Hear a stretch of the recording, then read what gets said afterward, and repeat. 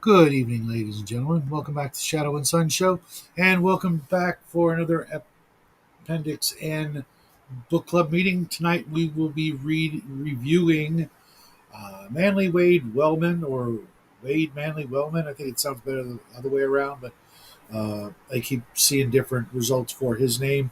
The Hairy Ones Shall Dance.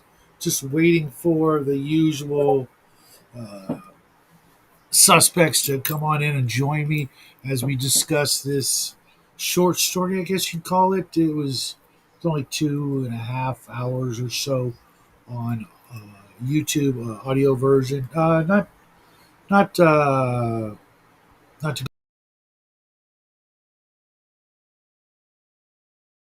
go into too much, but it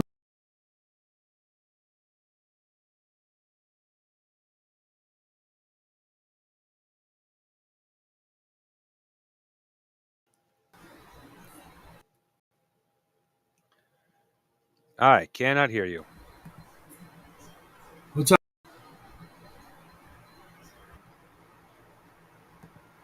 I'm There we having go. some technical difficulties. Sorry about that. That was me. I don't know if it was you also, but I kept losing the connection there. I don't know where Justin is. I saw him in Discord a little while ago. So how you doing, man? Yeah. Another book where I feel like, yeah, I won't get that part of my life back. Yeah, you didn't like it, huh? No. Okay. What I about mean, it? Did you, well, first off, the entrance was even the mirror pool mirror moon pool yeah. was more interesting intro than this. Okay. Uh, the judge being the werewolf saw it a mile away. It Not wasn't the even. judge. Oh, right. Yeah, it was the doctor. Yeah. I forgot about that. Yeah. The judge was one of my favorite characters. For a learned, sagely type, I thought he was portrayed rather well. Let's go white paint on my gloves. I was expecting something different for an ending. It was kind of but you got to remember I think this was written in like the 30s, so the spiritualism, the references to Arthur Conan Doyle, who was a big spiritualist, into mediums and seances and all that, despite what he wrote about with Sherlock Holmes, was kind of a shocker for me when I first found that out. I was like, really, the most logical guy or character ever written, and the author is a nutcase. He and his wife both were heavily into the occult and all this other nonsense. Uh, Well, if you actually pay attention to the uh, uh, uh,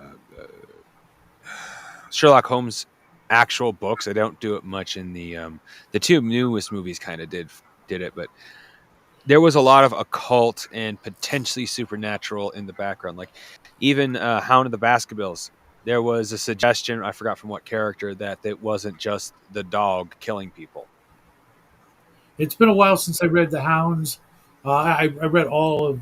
I've got the complete works right here. I need to go back and reread those. Yeah, But they aren't huge. They're very very subtle, but you will find hints to the supernatural throughout the Sherlock Holmes series. and I wouldn't take the movies for I'm not taking them for canon. I'm just saying most shows and TV shows and movies always do the serious side. They don't do any hinting to the supernatural. Where the ones with Robert Downey Jr., they did at least hint in the first one to potential supernatural, something just a little bit more out there. But it's not a huge part. It is part of the story, but it's not like proving they're supernatural. It's just saying, hey, there's potentially something real out there, and that's it. But most of it, like a real Sherlock Holmes, gets debugged. yeah. So what's up, Justin? Welcome to the show. You're muted.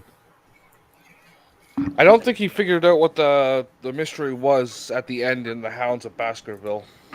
Yeah, I was going to say, I think they left it kind of open to interpretation. Yeah. Well, One of the few that does. I read. I didn't read. I heard the condensed version for a school thing once. So They aren't long. You can get them. oh, I've been meaning to. That one time as a kid has always endeared me. I love Sherlock Holmes since that one time. I haven't Yeah. gotten around to listening to his What's books your yet. favorite Holmes story? At this moment in time, the only one I've heard, The Hound of the Baskervilles. Oh, okay, okay. And it's been so long, I only remember bits and pieces of it. I How about you, actually Justin? think that's one of the worst ones. Fuck. There's a few. I'd have to think about them. I don't have to memorize by name. Oh yeah, it's been. You guys weren't even born last time I read them, but my favorite was the Yeah. Dancing Men, which is funny because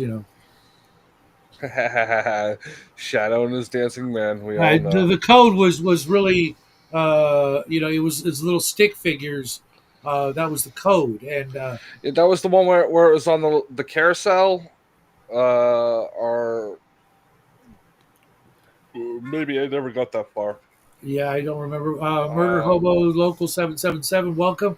I don't recognize the name. I'm guessing somebody changed their name recently, but welcome to the show. yeah, the picture looks familiar. Yeah, maybe. I'm sure they'll reveal themselves shortly. So, Justin, do you like the book? Yes, I liked the book. Even I, though it I, was an epistolary that I normally don't like, I liked this one a lot. at first I was like, oh, it's going to be one of these. I was expecting, a fantasy story, uh, you know, elves and werewolves or something, but it was a nice change of pace. I really liked his writing style.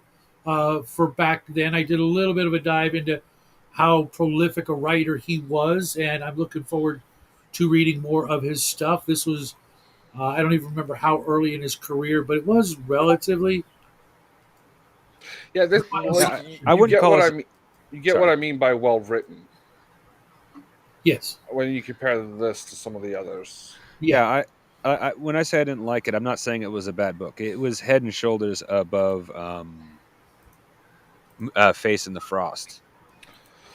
But Uh, I just didn't. a very fragrant dog turd is head and shoulders above Face in the Frost. Fair. It just Fragrant. this movie didn't. This book didn't really grab me. That's all. Yeah, it was. Uh, looking at his career, we could have picked something way, way more in tune with the Appendix N theme, if you will. But there are a few other murder mystery type, contemporary-ish, or stories that are in the Appendix N. So we will definitely have to go back and uh, readdress this particular author. But I can see with his pulp career and well into uh, his future, where he probably wrote a lot of different things. A lot of science fiction, a lot of fantasy, a lot of mystery. So that's always interesting when you can Yeah. find a writer who does more than just one thing. Like so many of these authors, they're only famous for the one genre. Yeah. Uh, quick question while I remember. Were we going to do the birthday month stuff in with the or directly with the Appendix N? Were we going to do that on an alternate week? No, it was definitely going to be a replacement. Okay. I don't want to. Not that I do a lot of painting or anybody does a lot of painting or crafting, but I don't want to get out of the habit of that. Oh no. What I meant was, were we going to, like you said, replace, or were we going to do basically 3 weeks in a row? Appendix N. Then the following week we do this custom story, and then back to Appendix N. It was going to be Appendix N break, custom story break, Appendix N. When I give you a book, it's going to be a more contemporary book, so you guys will probably need the 2 weeks. Okay. Yeah. Um, Mine. I still have to figure out exactly where mine starts because I think with the way it is, it can be 2 episodes from that list because I think it has the story so far and then the exact episode I want. Yeah, as long as it's more than an hour worth of listening or reading content, I'll be happy. It's listening. It is like I said, it's a fan story for Warhammer, but it is done in the story of a Warhammer book. So it's just like it's a regular audio book. Okay, yeah, as long as it's not something shorter than this, I guess. Well, between the two, it shouldn't be. Yeah, or if it's a little shorter, that's fine. But otherwise, with some of the times we've done really really short things, uh, you know, we were in, done in 30 minutes, and that's I want at least an hour out of this. I can't give you an hour out of this because even though I listened to it, the book just didn't sink in. Just Uh, wasn't my Clearly, kind of book. well, after you've read some Sherlock Holmes, come back to this one. You might get, you might, find it a little more interesting. Yeah, maybe. I gonna go into the usual favorite character. Was there one for you guys? Oh, what's his name? The main character. Wills or Wells? Wells. Yeah. Uh, Maybe the professor. The not the professor. The lawyer. Judge. Yeah. Same here. I really well, like that character. Go ahead. this Sorry. book suffers from the same issue. Kothar did. There is only a handful of characters. Mind you, there are more life to the characters than Kothar, but still, it's only a handful of characters, and none of them really thrilled me. I didn't connect with any of them in an interesting way. I really thought the judge was actually a very interesting character. The way he had pages memorized, he knew everything. I the Dungeon Master's Guide is like the only book on the planet that I have that kind of memorization, and it's nothing compared to this character. Obviously, when you're writing a Yeah. character like this, you can pull it off really easy. But I want to also give a shout out to the narrator of this book. He was really good. He did all the different accents and dialects. Even the female character didn't sound corny or goofy. Yeah.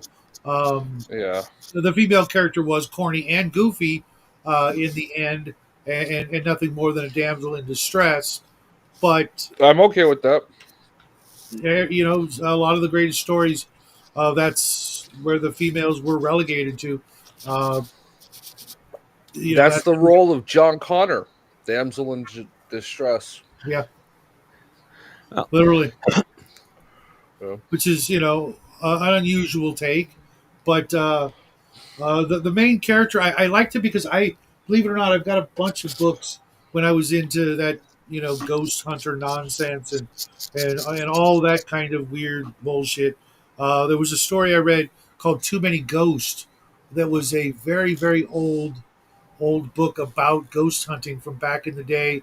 Uh, like how he put the wax on the chairs and the doors and melted wax to make sure nothing moved, the handcuffs, all that stuff. I love a good skeptic, and he stayed true to that to the end, and it didn't really pay off because the werewolf thing was real, sort of.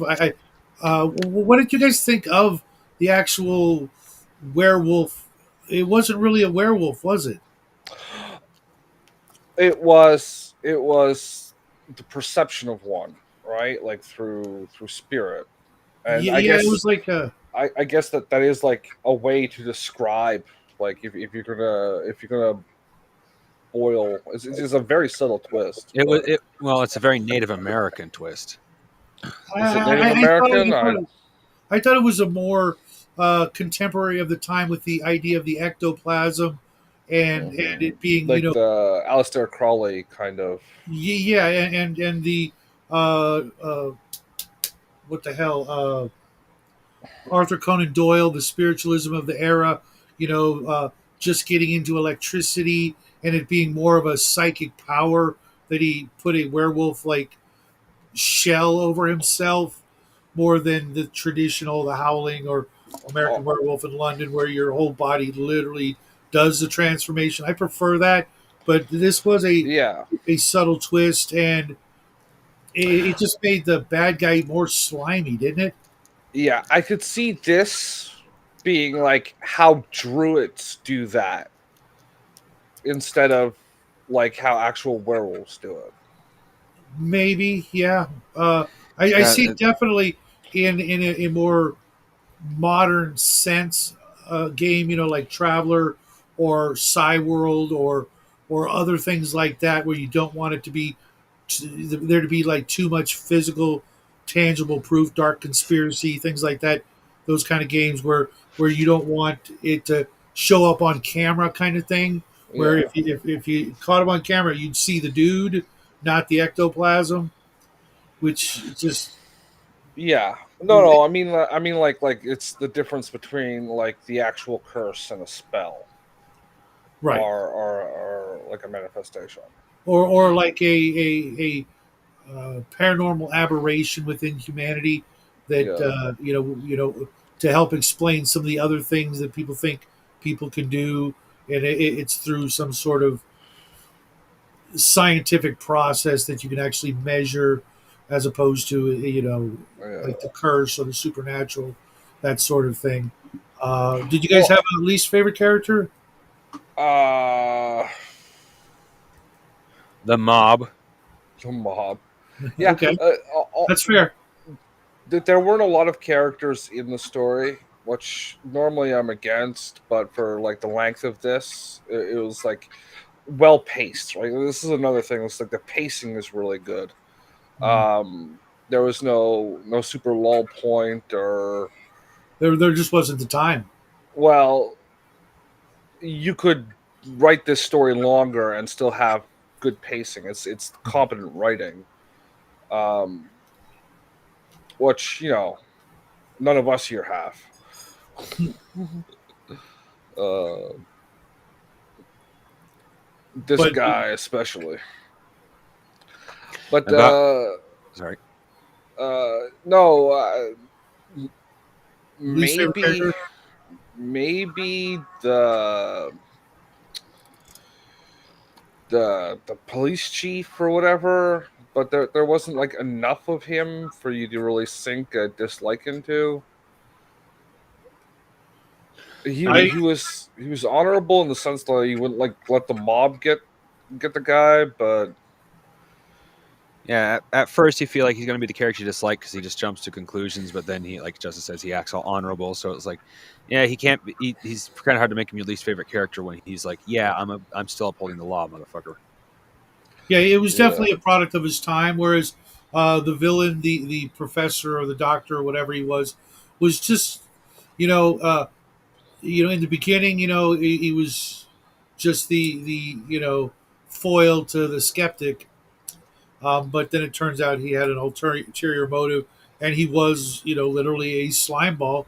He was trying to slime the girl to get her to Oh, if I be. remember correctly, she wasn't even 18. it never stated her age. Oh, I thought they said she was 16. That makes him No, scummier, but at the no. same time, When the professor was in Germany, he met that girl, and when he came back, He met her mother actually. he met her mother then. But when he came back to find her, the girl was 16, and it had been some time since then. right. Oh, okay, okay. And for the main protagonist, to more or less, be implied to hook up with her. I'm pretty sure that there But was. back then, that was normal. Like he's Yeah, only in his early mid 20s, so that's still like now it's super creepy. But 100 years ago, that was like, eh. she might only live to be 30, so might as well Well, strike where the iron's hot. no, people lived I long. was exaggerating. That was Yeah, clearly hyperbole. But but he was that was normal. Like it was still normal for you to like marry a 16-year-old when you were in your 40s. which is weird. But the uh, Like the villains. I mean 20s, but I'm saying Sure, 40s. Yeah, it's funnier it's and funnier creepier. because that was only 20 years ago. Ish. The villain's confession just made he just got creepier and slimier with every word. Yes, yes. Well paced. But it's just like you couldn't make him creepier without being convoluted about it or comical, or comical, and like ridiculous. I mean, everything is tight. Like the story is really tightly written, and there's very little given to unnecessary verbiage, mhm. which is like something I need to get into. Like, you know what I mean? Like double stating a thing, Right, right. right? Like that's one thing that they hype on is like if you can say something in 2 words, don't use three, kind of thing. Right. You know, Yeah. and you still get books that are like 500 pages long or 7,000 pages long or like that Sanderson book I told you about the other day, 13,500 pages. Wow. And Uh, with 50 pages describing one bush. well, no, like that's the thing. Like you don't do that. Um, but like that's one book in a series that's like 30 books long. Jesus Some shit like Christ. that. People buy those fucking things, man. Oh, I'll bet, but I got to wonder how much free time do you have, or is that going to take you like a year?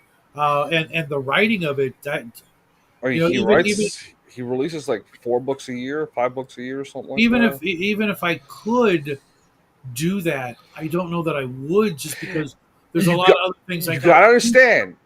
It's his full time job, and he makes millions of fucking dollars. Yeah, If but you were making a couple of $1,000s per book, you'd be writing one every 2 months too. right, but at some point, I'd like to spend that money. After about He 10 spends his million. fucking money. Oh, that reminds me. I know you don't watch uh, Squid Marshadow, but they recently did an interview with the guy who literally has the largest collection of miniatures in the world. He has over. Calvanoni. I don't know the name. Cal, Cal. Oh, it's a Cal's got joke. a huge collection. This guy has Yeah, over 16,000 miniatures, and that's he's not that opening up many. That's not that big. That's not that many. Cal's 16,000. got that beat. Cal's got that beat. I might even have that beat. Yeah, To be honest, Literally 16,000. I yeah, yeah, yeah. It's I not many. I could rattle off 5 to 7 thousand right here, just in lead from before some of you guys were born. You know, uh, and that doesn't even include the stuff that I'm trying to get rid of. Okay, then the question is, does EPs have all these miniatures painted?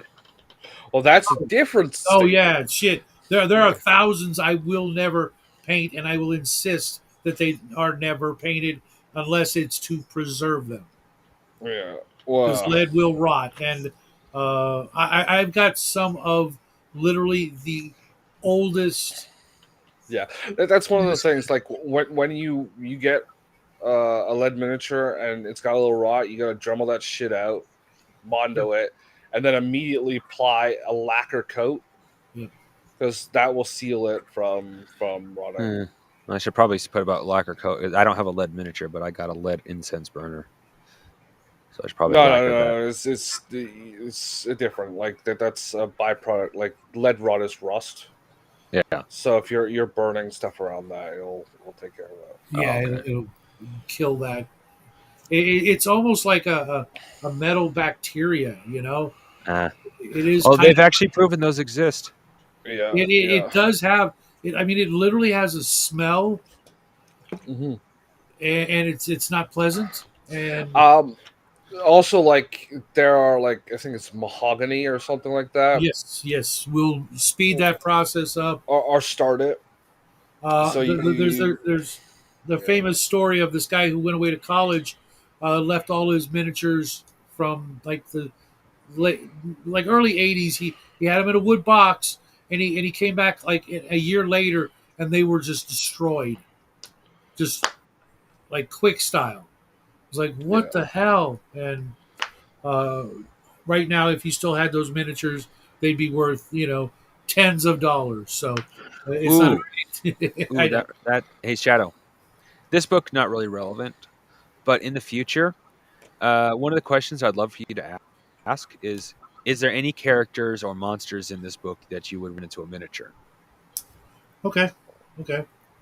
Uh, All the characters in this, because like you can always use more random True. people, Very true. and yeah, so yeah, like because this could easily be um, a Call of Cthulhu like mini adventure. Yeah, Where mhm. you just definitely throw agree it with in. that. It's like a side thing. On the in between the main quest, as it were. Excuse me a second. I got to take care of something. I do find it like I like the way the power is described, but I think there could have been an instance of it being described a little bit better, because it seemed like a Deus Ex that he could just make his wrists thicker, Uh-huh. and oh That was part of, for me. It was more of he had a few psychic abilities as opposed to being a yeah, werewolf, and I think yeah, it would have worked either way, but for some reason he went. Take care, Anon. yeah, I party think it on. would. I think it would have been better if it was the werewolf story, because it is so uniquely odd in the of all the werewolf stories, this one's kind of weird. The rest of them, we're so familiar with the traditional werewolf, whether it's a curse or uh, the bite or what have you. It was just, and then for him to be such a what was that guy's name? Uh,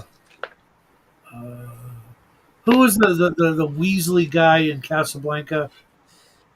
Oh, fuck, I can't remember You know what I'm the talking name. about? Yeah, yeah. He would have played the part perfect. It was that guy.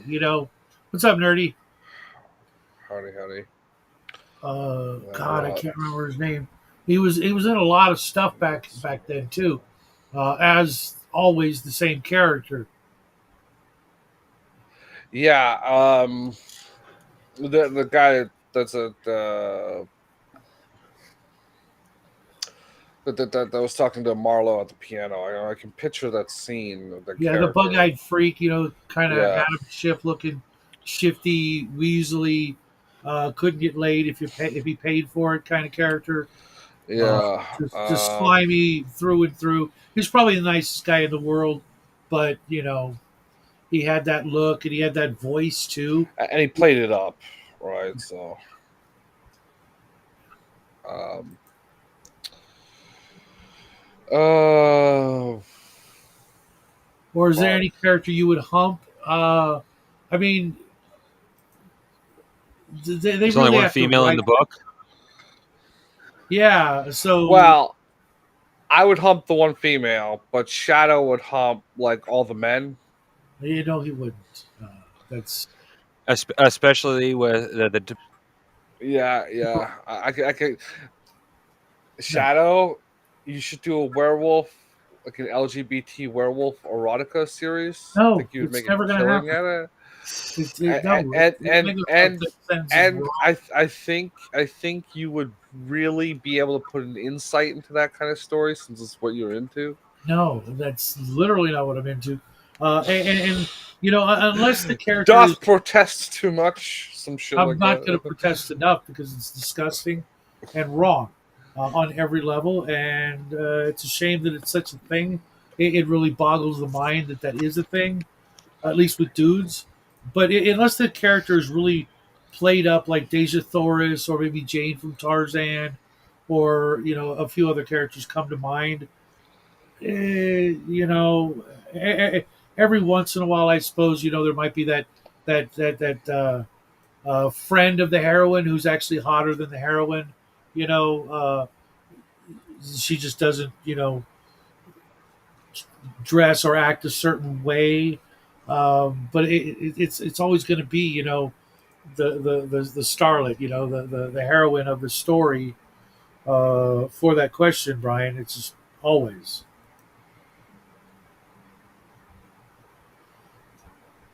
Murder. So, is there anything you would borrow from this story and throw into an RPG?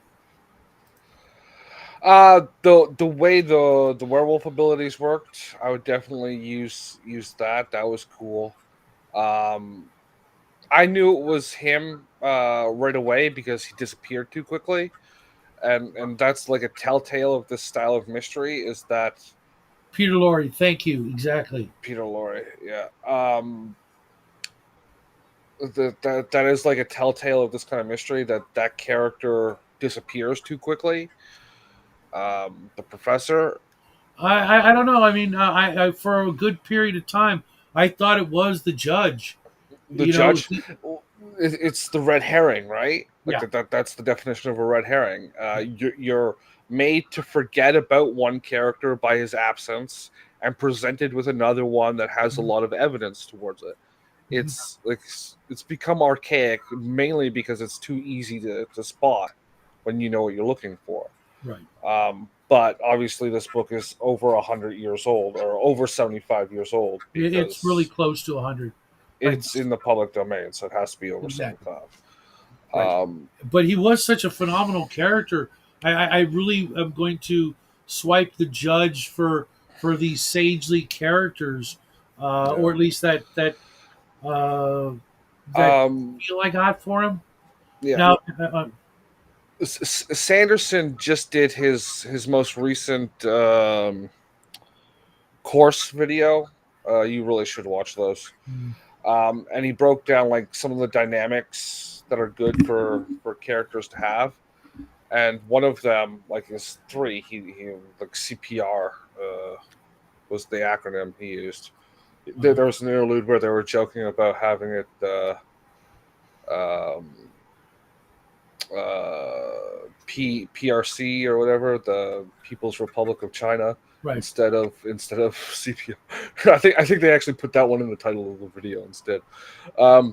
But like the C is competency. You always want your character to be somewhat competent, Mhm. and then like relatable and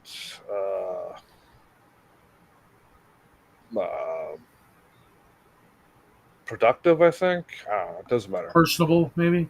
No, that would be relatable. It's just another way of saying that. But yeah, you want some variation of those. Yeah, he's just like they're competent characters. Even the female, like she doesn't do much, but she is still competent, right? Like she drove the car over to there. It was like an Yeah. incompetent person wouldn't do that. And she They was. would wallow in their own I don't know self if you guys pity. noticed this, but she was also competent in latching on to the dude that she liked. You know what I mean? She Yeah. didn't like. She didn't make it like all, you know, Annoying. damsel in distressy. She just like, let the dude know it's like, hey, I'm into you, and Yeah. there ain't nothing you can do about it. You know. Yeah, I got that they were going to be hooked up like right away. Well, Uh, it's I was thinking like the second the professor introduced them and was saying hi to the father, it's like I brought this guy here to meet your daughter.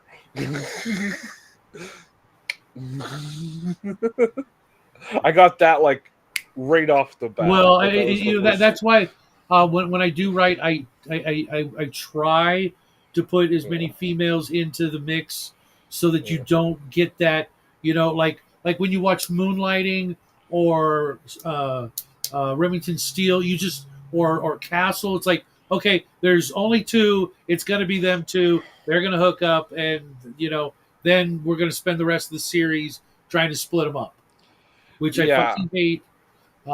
You want a little bit of that kind of interpersonal, but like after the second time it happens, Like you're like just being Battlestar a dick. Galactica was the worst for that. The You know, original or the remake? the new one. They literally killed off characters just to tighten that gap between the characters, and even then, it didn't take. You know, like There was no why did you? chemistry. Yeah, it was awful for that. Just try like it was like musical, fuck buddies. It was just Yeah. like you're kidding me, right? The I the get it. the Humanity's people that down. made that show, the people that made that show. Wow. I think I used the right word. Yes. Yes and no. I mean, because nobody was married, so they were just, Yeah. and it was a It different, was polyamory or some shit like that. yeah. And I wanted to mention earlier. Normally, I would try to channel my inner Gene Hackman for Oh, a lot of characters. rest in peace, Gene Hackman. Thank you. Yeah, I don't know what's going on with that. It sounds weird, but at the same Yeah. time, it, if I was a Yeah, betting man, his wife and dog died as well. I think a gas leak probably, but no, they already found out that it's definitely not that. Um, okay. that's what I thought at first too, but now I'm thinking either like Gene passed away, the wife couldn't handle it, killed herself and the dog, or uh, the daughter is involved somehow because she didn't go check on her 95-year-old father in over 2 weeks while he was sitting there decomposing. Oh, they'd been dead for a while. Oh, Yeah, so much. I could see not being in touch. Maybe you only talk to them once in a while. You know what? Your That dad's happens a Gene lot. fucking Hackman. You're there every day. I Doesn't would. matter. You But the would, fact, but you're not like you're seeing Gene Hackman. She sees yeah, dad. It's still, different person. 95-year-old dad walking with a Yeah, cane. Um, yeah. no, it wasn't carbon monoxide poisoning, or at least that's what they've already ruled out from the reports I saw. But Gene Hackman was competent enough to replace the battery on like this motherfucker. um, but the weird thing is that they because of the conditions of where they lived, they were like mummified because it was cold and dry. They live in New Mexico, so they were literally Yeah, naturally like mummified from no one going to check on them in 2 weeks. yeah. It's 2 weeks is like it's not really a long time for nobody to be in contact with you, especially if you're not like churchgoers, which obviously they weren't if nobody checked on them. And he had been retired for a while, so no need for an agent to be like I didn't sending you a realize he was so script. freaking old. Yeah, 95. Holy crap. yeah. Um, He probably read this story. when it was brand new. I know, right? Um, Sorry, but yeah, I saw that. Like I was scrolling through and I saw Michelle Trachtenberg died. Then I went over to IMDb and like I finished reading the thing there, and then Gene Hackman also died.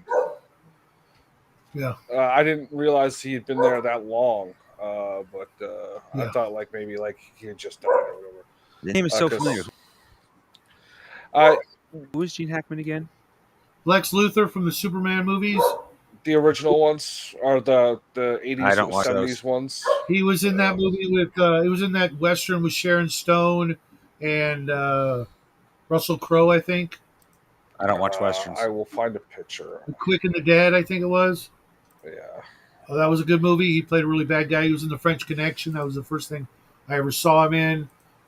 Everything he was ever in was, uh, you know, he had a long, illustrious career, and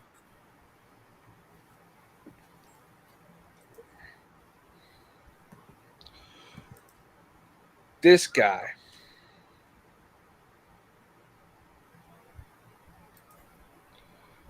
I don't recognize him. all right.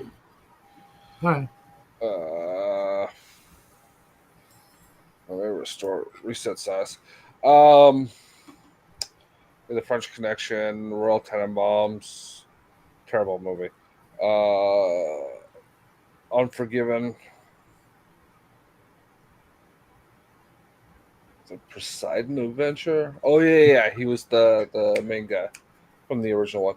Yeah. Oh fuck, he hadn't done anything since Welcome to Mooseport. Really? Fuck, that was a bad movie.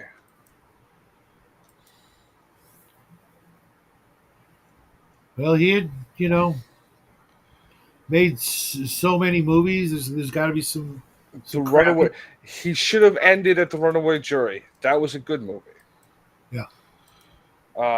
There was a court procedural. Uh, it was a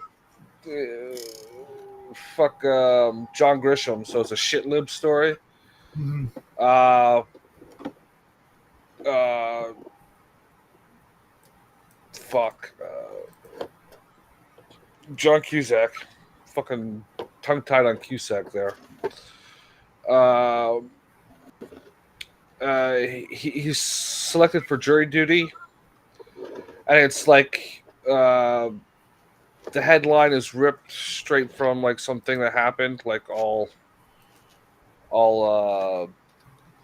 John Grisham stories are, but twisted to shit libbery.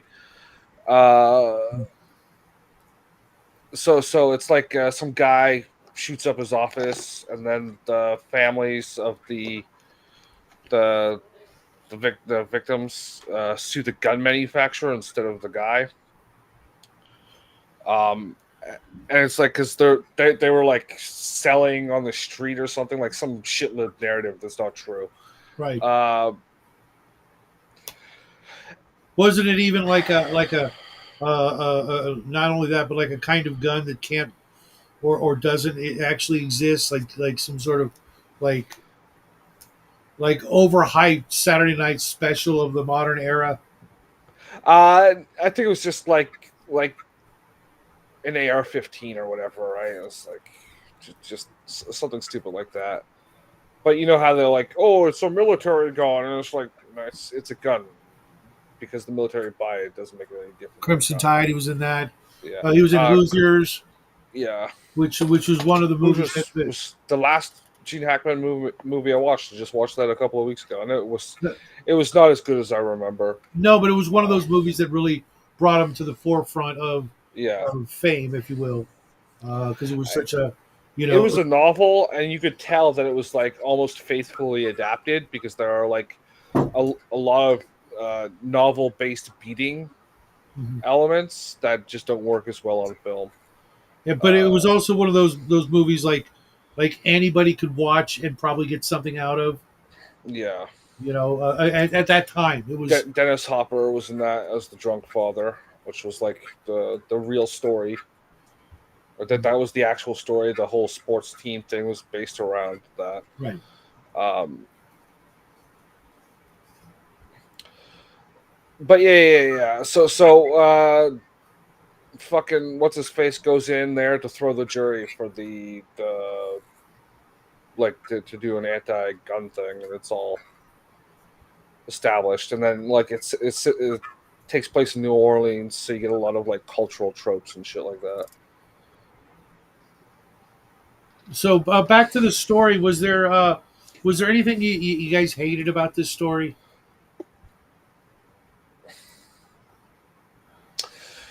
No, not really. I could see this being a longer story, and if the writing was as good and there was like more uh, subplot interlaced, like other things going on, it would work. But no, it's pretty good. How about you, Crafting? Uh, I wouldn't say I hated it, but it's something I always hate in pretty much any story. Go to a small village. Something happens. Outsider must have done it. Kill him! Kill him! Kill him! Oh my god! Yeah. You That's just the way the us world works. bastards. Fuck off. That is the way the Yeah. world works. Try traveling abroad sometime. Yeah, and it wasn't like he wasn't in the room when it happened, right? So Yeah.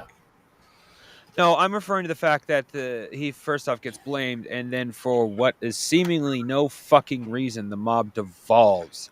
Now, before anybody says, "Oh, well, that's the way it is," they hated the forest. This is one of the reasons why I'll actually say I did not like the doctor being the werewolf.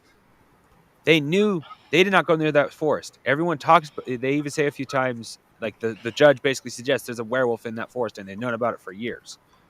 And yet, it's this doctor who's only been here fucking once. Well, like if you pay attention, when the judge was talking, um, there was actual other paranormal stuff going on in that town. Well, yeah, but that's where I don't like the mall just devolves to blame the stranger.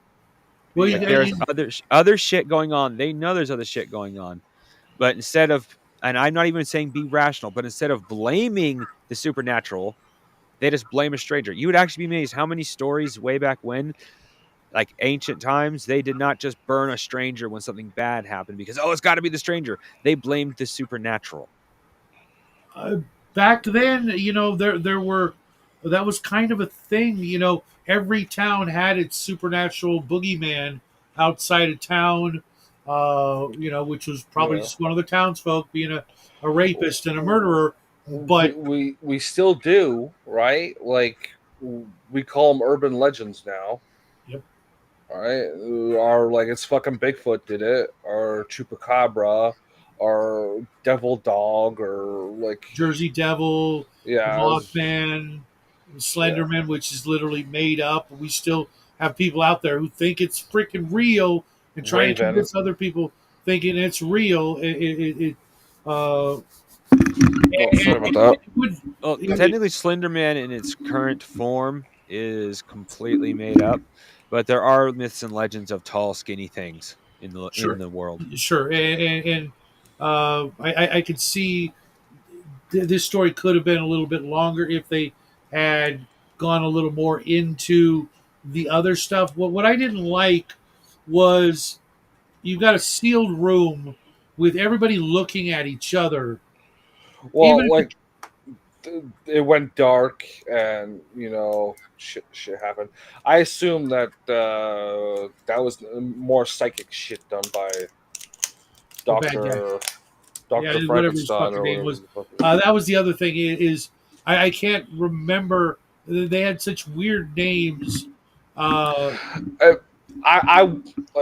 I read this or listened to it like 4 more times, I'd remember all their names. I'm like that with every story. Like so. No, because I couldn't. They were such odd names that they hit the ear for me at least. Like the judge and the professor, I can't for the life of me remember their names, but I could remember Susie. Okay, I couldn't. well, that's a Ployster cult thing. I told you about Susie. Yeah. So that name, if I hear that name, I think of something else. But at least I think of something. And Wells, I think of people I've known with the last name of Wells or Walls. HG. I was going with more actual in my life people, but those names, it's a common name. Wells Fargo, that sort of thing. One of my banks. So was I. I assume you knew HG. It's just in passing, and the Card night every Wednesday. the professor and the judge, their names were unusual enough to where I don't think I'd ever heard them before. What's up, Off Grid? They were probably common Alpha names. Degrada. Like, Well, no, I would have to go look back for the 40,000 years names, ago. but I'm pretty certain I'd never heard those names before.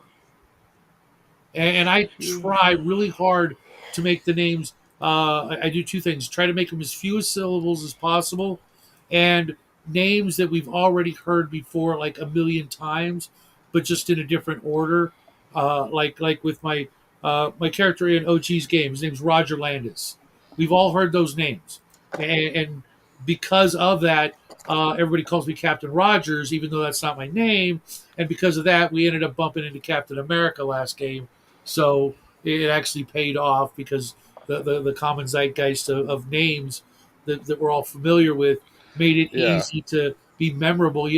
In so many D&D games, and I'm guilty of it too. I was like, "What's your name again?" Oh man, I got to write that shit down. Yeah, I've got to do that with like I've definitely got to switch. I've got to start working on my character sheet for the D&D game. I want to transfer it over to Google Docs, and then I've got to put a tab for all the characters we have in both parties, like a contacts tab or whatever. And how Yeah. you feel about them and things like that. Well, Blue Cloister Monk. I know that was great, dude. definitely with like NPCs, but like just I'm sick and tired of like using the player name when Yeah, talking. sometimes I It's do that just out of it's habit. bad form. Like I would not go as far as the 4D motherfuckers, uh, but they are all right that you could at least have the bare minimum of form Right, when but playing. isn't it like depending on Uh, how you ask the question or how you address the player, it well, almost seems like it's bad grammar to use the player character name, depending on how you word the sentence. eh, But you're right; eh, you should just stick with, literally in most of the games I'm in, everybody's name is especially when you're in character voice, you should be using the other character name, not like why as Al Bundy, the great and mighty trumpet blower, um, would I be looking at the sky and saying, "Hey, off grid, what off grid, come help me," right, right, right. or as Nettie saying, "TCG, what are you doing? Get over here!" Mhm. Like, I think that that helps when people swap out their name for a video game, like this kind of yeah, situation. In most of the games, that's actually what we do, but in mine, yeah. Well, because I put I you notice I put the slash Nettie Smith in the Traveler game, Mhm. and I wish all the players would do that because it's not hard. Uh, put Yeah. your name, what you prefer to be called, so the viewer can see that, and then slash what the character is called. Um, it's not that hard. There are three dots over there Yeah. for us. Because over there for the user of Restream, there's a bar down this side of the screen, and we see our what we're broadcasting and our volume levels, and here, like on the camera image here, there is our ping, right? So how many bars we're getting reception wise, and then right there are three dots, a hamburger menu, and if you click on that, it opens up the ability to change your name, and Hamburger menu.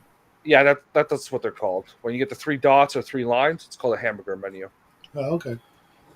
Because it's originally the three lines, and it kind of looks like a hamburger. I don't know, the bun, the burger, the bun. Oh, okay, okay, Yeah, and that's the original version of it, three lines. okay. Yeah, it's edit name, video settings, edit avatar. Which are the three options it gives you when you click on that. Uh, right, right here on your sidebar, Okay. and I'm just giving this info for anyone who ever uses this program and watches in the future. TCG, or if Raven's out there. Um,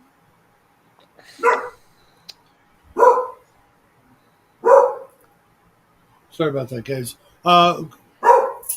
So crafting. What would you take from this story and throw in your games, if anything?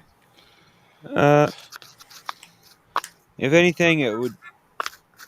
This would basically be like probably my introductory adventure if I was going to try to run Call of Cthulhu.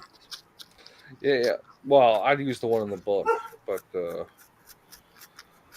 Well, he asked if I use it, what I use yeah, it. I was like, yeah, that's how I'd use it. yeah, like a one shot. I got 3 hours max. Oh, I don't Yeah. know. I mean, like, this could literally be the introductory, uh, you know, game. I mean, you've got the the man of action kind of hero. You've got the sheriff. You've got the judge. You've got the girl. That's 4 characters that could go from here and maybe track. If it had been, let's say, it had been a traditional werewolf, Okay. they could then go and the next adventure would be to track down where the curse came from. What I would do is I would have each player make an outsider and a townsperson character sheet, Uh-huh. and like low detail on the townsperson, and then their outsider would be like the person in the room. So Mhm. obviously the daughter and the father, even though they're townspeople, they count as like the outsider. Mhm. Um, and then I would hand each player a card, like take one of your so say you have like there's four people in the room, so you have 4 players. Uh, and take 4 of Index your cards. index cards or whatever, and write on you're the bad guy on one of them, and then hand them out. So like you don't even know what one it is, right? Yeah. And then they have to like play that. And then the one of them that dies in that first room then switches over to play the other character that they created, Mhm. and then the rest of them discard that other character as NPCs until they die or not. So they don't get to play both characters. They just play the one, and they have like a reserve character. Yeah. Yeah. And then that even creates a mystery that you, as the game master, don't know because you didn't see what card. Huh. That would be Yeah, fun. That would yeah, definitely have to be an in-person thing. yeah. Or you could probably do that digitally. You just like, You can do it uh, easier digitally because you send a private message, and the other players can't start looking through what Yeah, but cards then you have. you'd know who the bad guy is, just like he was saying. yeah, yeah. There's probably some program that you Well, could that also find depends. You that could would. be like, I know it's a little extra step, but I say, hey, I need a random bad guy from my players. Would you mind? Like, what you take one of your friends? You're like, would you mind just picking one at random for me? Sending them the message Yeah, saying they're the bad guy. Yeah, yeah. but it would be hard to do so that you, as the GM, don't know. Uh, You Well, find an outside person like TCG is saying, and yeah. then hand that person the like DM contact of all the players, and say pick one of these people and tell them they're the murderer and how they did it. okay, yeah, Yeah, and then Yeah, you're completely hands free from that knowledge. yeah. So you can't even rig it. Like that's like another thing is like there are a lot of DMs that try and rig that shit, which then ends up Well, fucking up the game in the long run. yeah. I don't know about rigging it. There's a game I want to play for Legion. I want to GM for Legion of Myth. Speaking of crap, I got to get a hold of him here soon because that's for December. I want to do a Krampus game. I actually kind of want to say, hey, Connell, this is how you do a Krampus game. Anyway, You're 10 months. You're 10 months to work that out. I know, yeah. but Do you the mean premise of the Gatekeepers or Legion of Myth? Legion of Myth. Oh, okay. Yeah. They usually take December off, so I think getting them to do a game in December wouldn't be that hard. But the game premise is I get, because I have to have Legion Heathen Dog for this. I give him well, technically 2 giga damage bombs. Literally, they destroy anything in Palladium. And his premise as a character, because he's not the bad guy, but he is in a particular position. He is the father of someone who killed not someone who was killed by Krampus. He's after revenge. Now, his 3 primary options are take out everybody because he's going to be a CS soldier. So that's his first option. His next option is take himself out and just Krampus, leaving everybody alive because he got close to them. Or he's close enough to them that he wants to keep himself alive and they've given him a reason to live, so he just tries to destroy just Krampus. Of course, as I'll tell Heathen Dog, he's like, if you come up with another option, that's totally up to you. But those are the 3 that I see right off the bat. But you can't kill Krampus because he'll just be back next year. Yeah. Not in Palladium. Well, in Palladium, yes, because Krampus would be a demon, but he won't be back next year. Krampus, if you Krampus, it depends on the rules you play with Krampus, but most demons they can come and go by the rules easily, but when you destroy them, they have to wait a certain amount of time before they can return. Yeah, One that's D the way 100 years. AD&D had the same thing, and if you kill them in their home plane, then they're dead. But Yep. even then, all games sort of devolve into a comic book sort of nonsense. If you play them long enough, Oh, yeah. everybody- Well, this is just going to be what I call a mini campaign, like anywhere between 3 and 6 sessions, probably leaning towards the lower ends for Legion of Mist, since it would be in December. It's a Christmas story, obviously. yeah, I try not to do too much of that, except for uh, maybe like once per campaign. Yeah. Well, it's not like it's going to be heavy Christmas. It's just going to be Yeah. around Christmas, and you're going to see. I'm going to describe decorations in towns and things like that. And of course, it's going to be snowy when they go after Krampus. Hola, ¿dónde estás? Speaking of Krampus, Go back to Home Depot. What's up, Grumpy? Long time no see, man. Grumpy old schlag. yeah, Schlag. it's What Yeah, is a slan? thought it was a type of undead. I will. I always confuse it with the slotty or the slan from Games Workshop, which were the old ones, the reptilians, whether Yeah. they be frog or lizard. Oh, that reminds me. I'm getting some. Oh, I have some Deathcore Creek. I got to get some cases for them, so my nephews won't just break them. But I'm going to get my nephews to paint them, and at some point, I'm hoping to get enough Deathcore Krieg, like 1,000 points of Deathcore Krieg. Sorry, Justin, you were going to say something? It means farewell in Irish, or it's a carbohydrate residue. Weird. Not what I thought at all. Same here. I'm gonna go with the residue. He's a grumpy old residue. um, but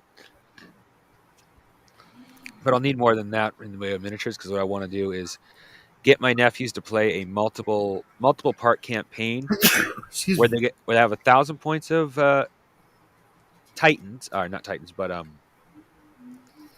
Knights Oh, okay. and the big ones, and 1,000 points of Deathcore Krieg. They each get 1,000 points, and their goal is to survive different encounters and try to capture portals, because portals can lead to more allies.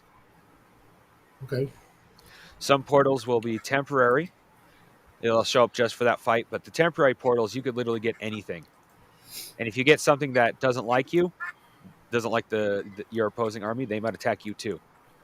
But the rule is, though, it attacks the enemy first, so it doesn't just slaughter my nephews outright. So, last question for this book. What I'm was your going favorite with part? residue. What was your favorite? What was your favorite part? Crafting. I will have to say I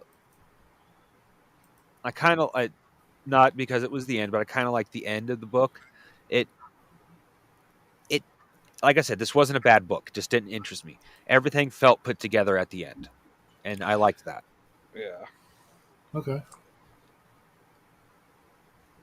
What about you, Justin? I kind of liked I agree with crafting on the put together. Like everything's resolved neatly. They could have left a thread or two open for a sequel, but it's not necessary. Definitely, you come back to this town and figure out if there are vampires or not, because Or werewolves or yeah, chupacabra or whatever. yeah.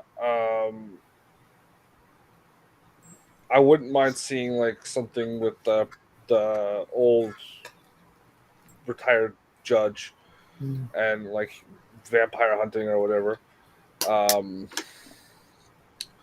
That'd be pretty cool.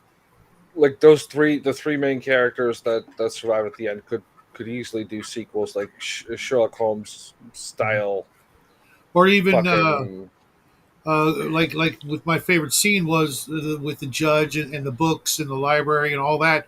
I could see him being a vampire or being a vampire hunter and seeing his getting a peek into his early years before he was a judge.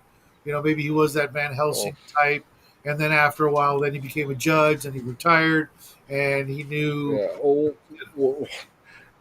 Okay, whatever.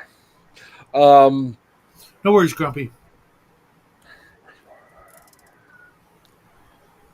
And that's what I thought, Brian. The extra N, I guess, kind of gives it away,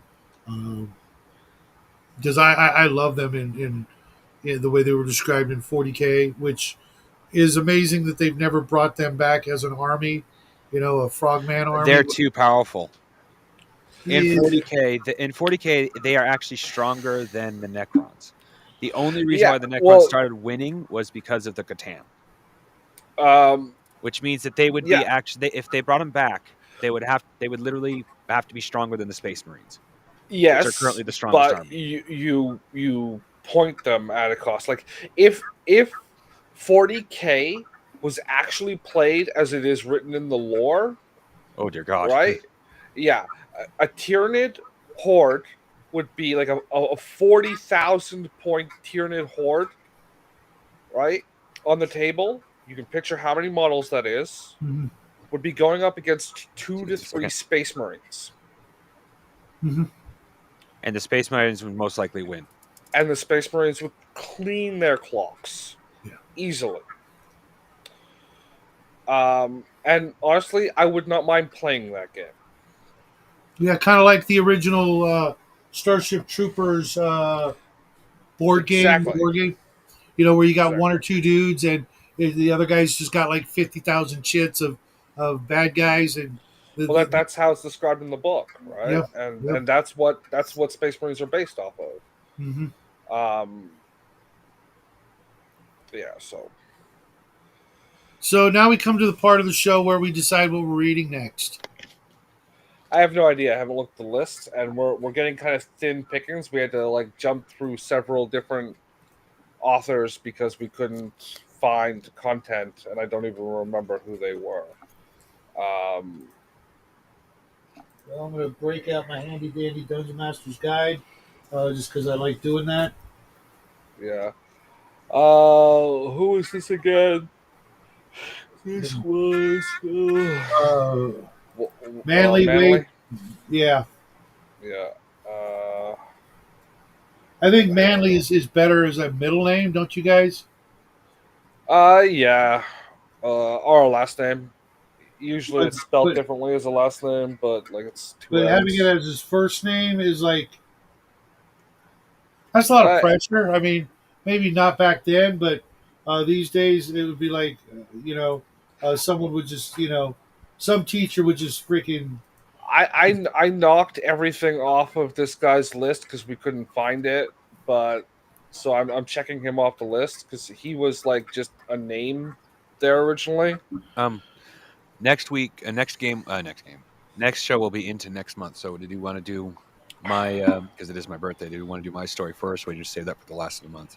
well, don't tell us when your birthday is because that's private information. But is it closer to the beginning, middle, or the end of the month? Beginning. I'm going to create another tab here and label it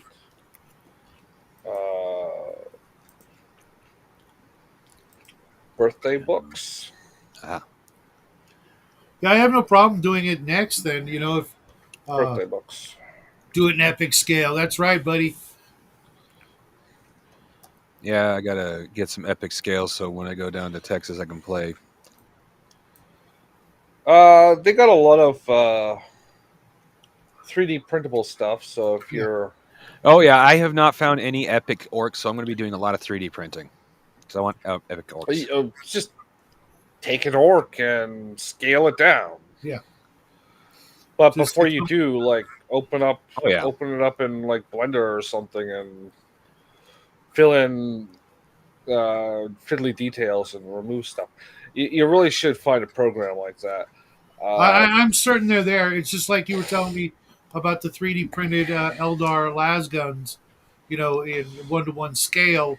You just got to play around with the search terms and not use, you know. Or just Okay. find a last gun and All right. upscale it to 1-to-1, and then go in and clean it up before you cut it the pieces so it can be printed. All right. I found the ones we're looking for my story. Okay. I'm sending a link to where there's 3 episodes. Yeah, The Cronin. just Yes. send them to me, and You'll set them up properly. Got it. yeah, just and I'll label them part 1, part 2, part 3.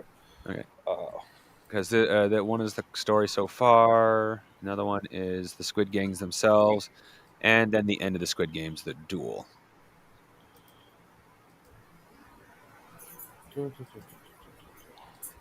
That's part of a playlist, so I don't know if I actually have to put all 3 in. I don't know if it goes directly to a playlist when you do a code or not. yeah. Want me to just go ahead and put in all 3 anyway? Yeah, it does, but I'll just put each episode up. Okay. It's better on the And last one.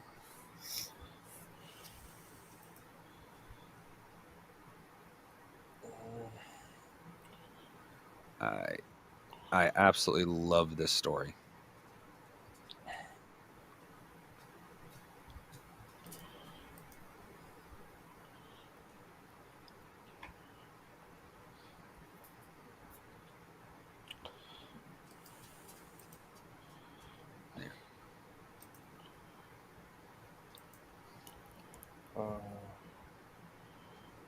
Part 1.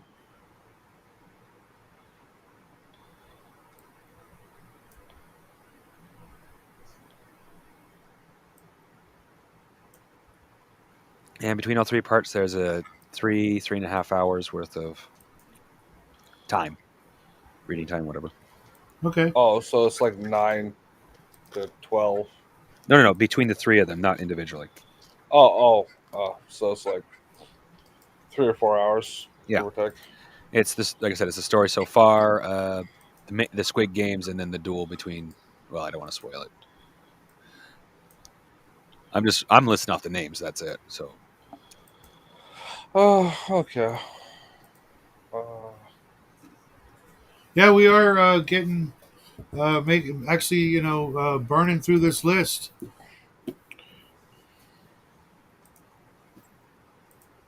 There's not a lot of authors we haven't touched on. And I'd say in general, they're good too. I mean, I know I complain about a lot of books, but most of the ones I don't like, I just didn't connect with. But they were still good books. There's only been a few books here and there. It's like, oh god, that was a bad book. Like an excellent example of something that's in between would be Moonpool. That one, if it was shorter, like fat cut off of it, for lack of a better term, it would have been an excellent book. Yeah, there was only a few that I really did not like, but I'm really trying my hardest to put myself into the position of when it was written. I know that's not entirely subjective or fair because if it sucks, it's not going to get any better. Yeah. And people's perception is never going to get to the point where it will suddenly out of nowhere be on the bestseller list or everybody will love it all of a sudden. A lot of these books will, for the most part, probably never see the light of day again. Yeah. And that's a shame. Most people don't have the luxury of going back and reading things like we're doing. But maybe the hope is that someone out there will want to know about the story before they read it, or they read it and wanted to see if other people had the same opinion as they did. Yeah. crafting, the first one you sent me wasn't labeled as the Squid Games. Yeah, the first one is the story so far, the Squid Games, and then the duel afterwards. Okay, The because Squid Games, if you just did the Squid Games, you could, but it's a little bit of what the fuck happened right before this shit. okay, so it's like a interlude, like Yeah. a catch up. Okay, Thanks for reminding me off grid. I backed this Kickstarter that's like the new Epic, but for a different company, Epic Warpath, and I've yet to get the what do you call it at the end of the Kickstarter? We actually pick your stuff. Uh, I've got like 4 armies to pick out of like 7, and I don't like space dwarves. You know, I've played them. I own one of the I own the Epic Space Marine army. That's one of the armies.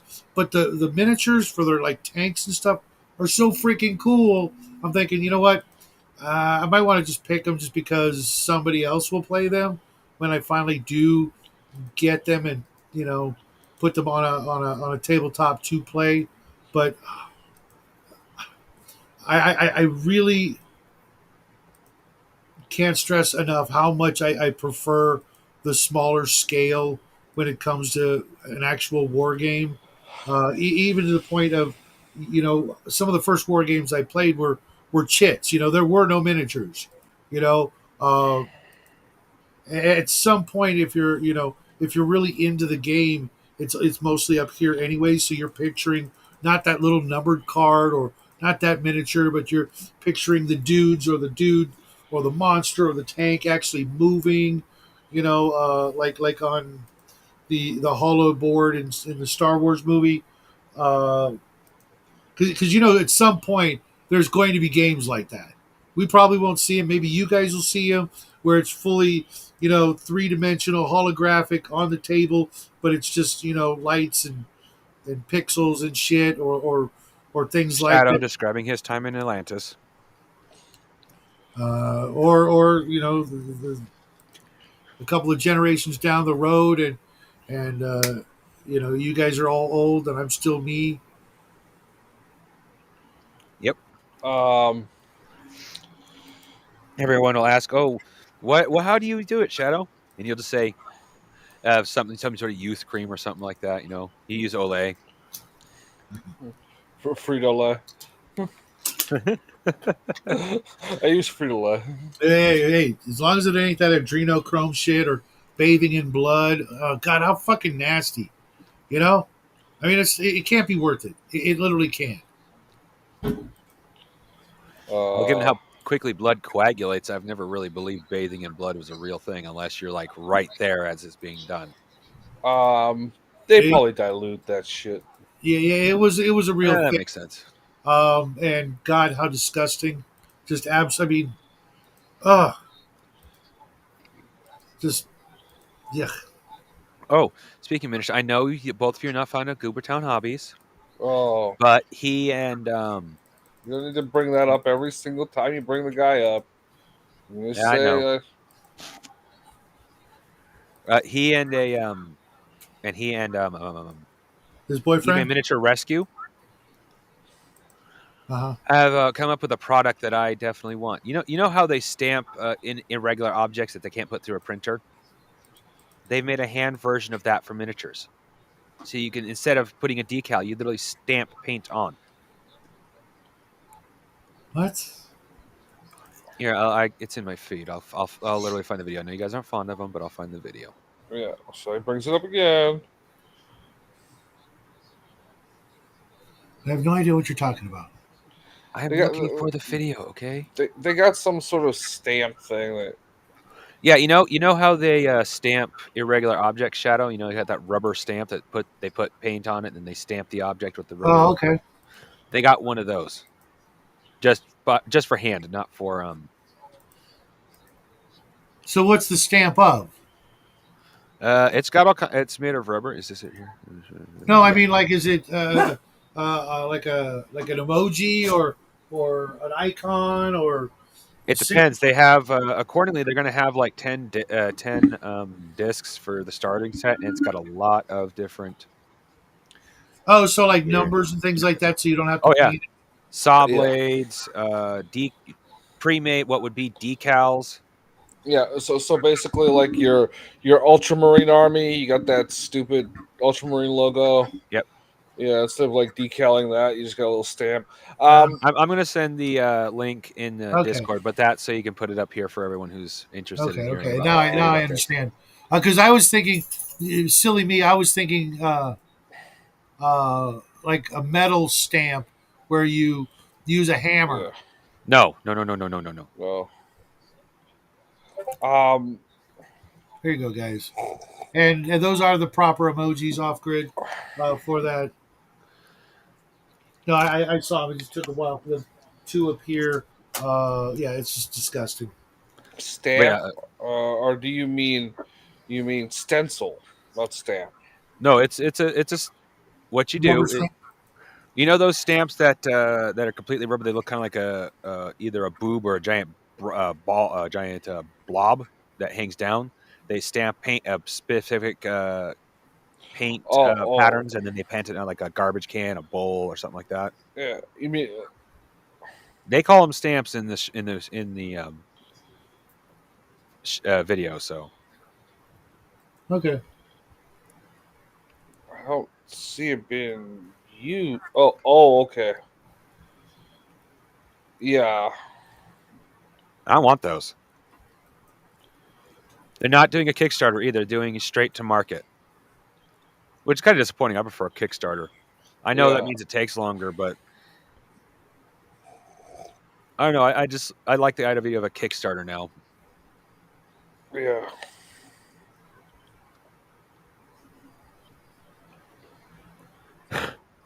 But I have their tab up in my. I still have to save. Shit, I still have to sign up for a notification. So how the fuck does this thing work? It's plastic. It's see through, so you can place the stamp right where you want it. Yeah, but it has to go on a flat surface. Semi-flat. It can go on a rounded surface, or is anything you can put a decal on. It can go on. Right. Okay, because okay, so puts the paint on. Okay. So it has a little disc with a rubber blood on it, and you Yeah. just plop that. Okay, and you scrape paint onto the metal thing. Okay, so that's how that works. Yeah, Yep. that's kind of clever. I really Uh, really like it. I want those what because I would use them heavily because I love yeah, decals. what I used to do is I would because I did like a whole shop army for the game store uh that we were at Yeah. of Ultramarines, and I took the clear plastic hard stuff. I Yeah. heat shrinked that onto a shoulder pad, and then I cut out the emblem, and then just every time, like I did the all the shoulder pads in bulk. I just stick it into the thing, and then tap on the paint, so it Yeah. would stencil, and it'd be perfect each time. Yeah. But any flaws in the stencil, obviously, would Well, you'd yeah, have and to this put and back these to are supposed perfect. to have a handmade quality to them, so it looks more like you hand painted it. It's not perfect. So Yeah. it's a good off point, good starting point for if you want to go further with freehand. Mhm. Which I'll admit I'm a lazy person, but having a good base also for any freehand I might want to do is good because what like Yeah. I But have ideas for using those. yeah, so basically they scale down the the the bladder to a handhold thing, and just Yep. give you like a paint tray that's in the shape of Yep. the emblems, like a well that's in the shape of the various symbols. Yeah, it's clever, but yeah, I love the idea. I just wish that fucking Goobertown guy wasn't bought in and paid like programmed, because he had some good videos, but like it just makes me Yeah, Fucking sick. I managed to miss his political bullshit. So Yeah. I just find the man boring. No offense to him. Well, yeah, he is very droll, but I think that's entirely a fake persona. no, I don't. I do not think that's fake at all. I think that's who he is. I Really. think that is very common in the I'm not black bloc, but of that mentality. Oh, That really? is that cultural affectation. Like that is how they are as Excuse me. a fucking subculture.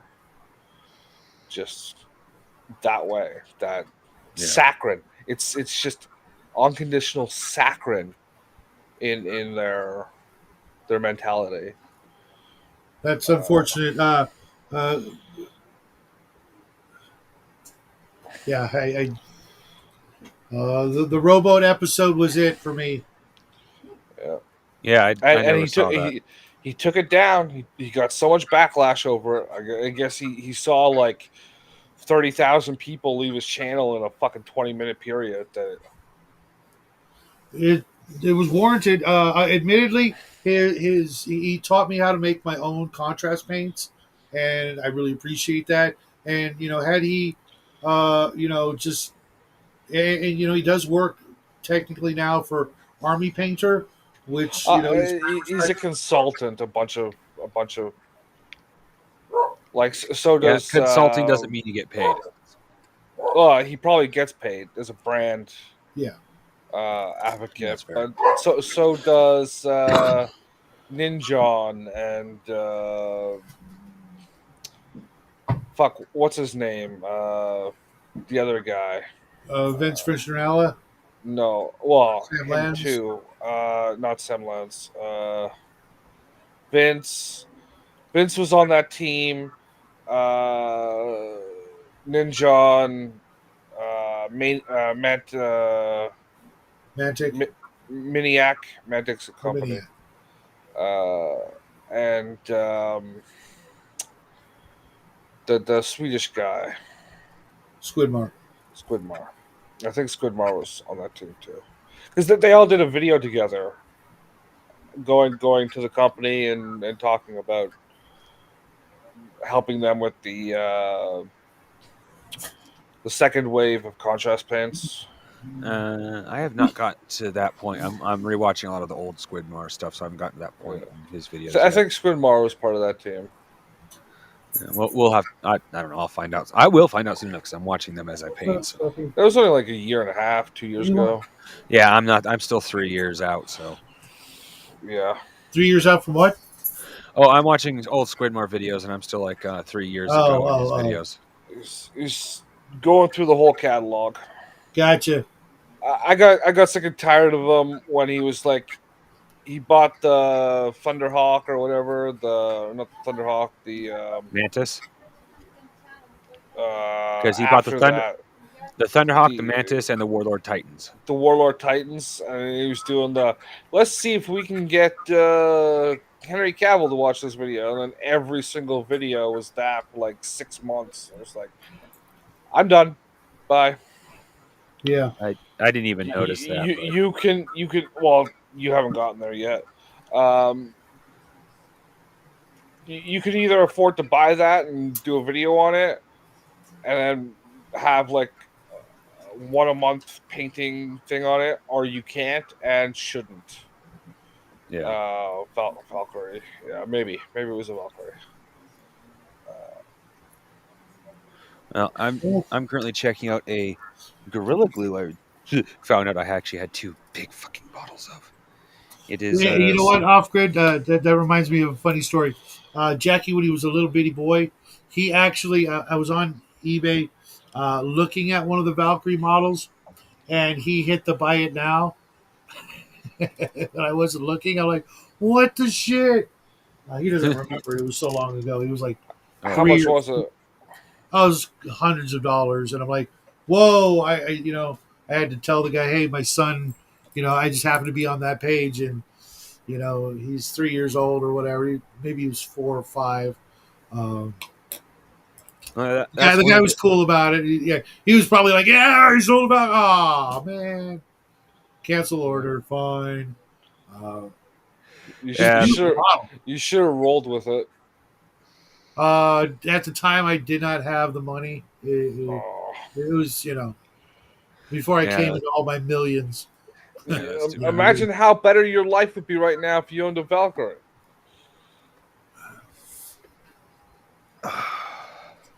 You'd be one of the 1,200 people.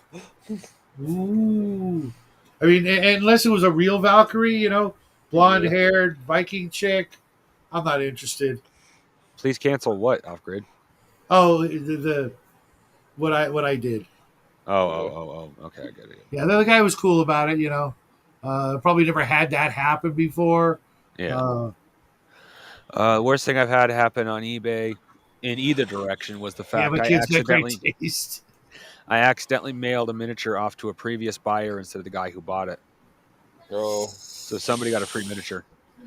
Yeah, Luckily, the guy who was getting the miniature was cool about it. I told him, "I'm sorry, I accidentally sent it off to someone else."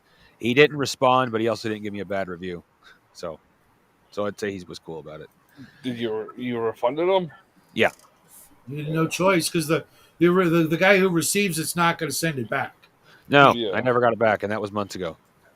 Did I ever tell you about the time I sold an epic Space Marines, 6 mil scale Reaver Titan that I had hand painted, and then I'm I looking bought at it those back. things.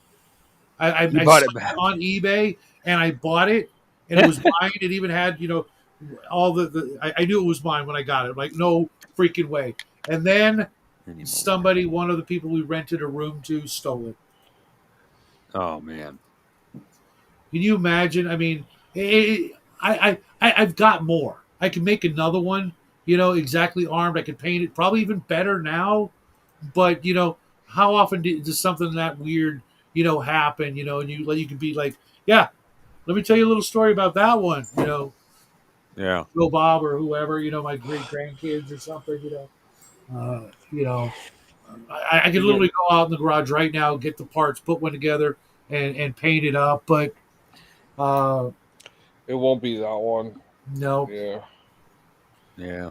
kind of weird how we put such significance on something like that. That I could literally just make a new one, or I could buy another one.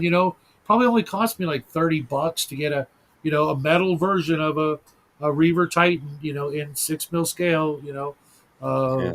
Some of the stuff for Epic is really expensive, but a lot of it is like, Super cheap. Oh yeah, I think it's basically a starter army box. It's like 130. It's either between 130 or 160 miniatures, and it's basically $1 a miniature.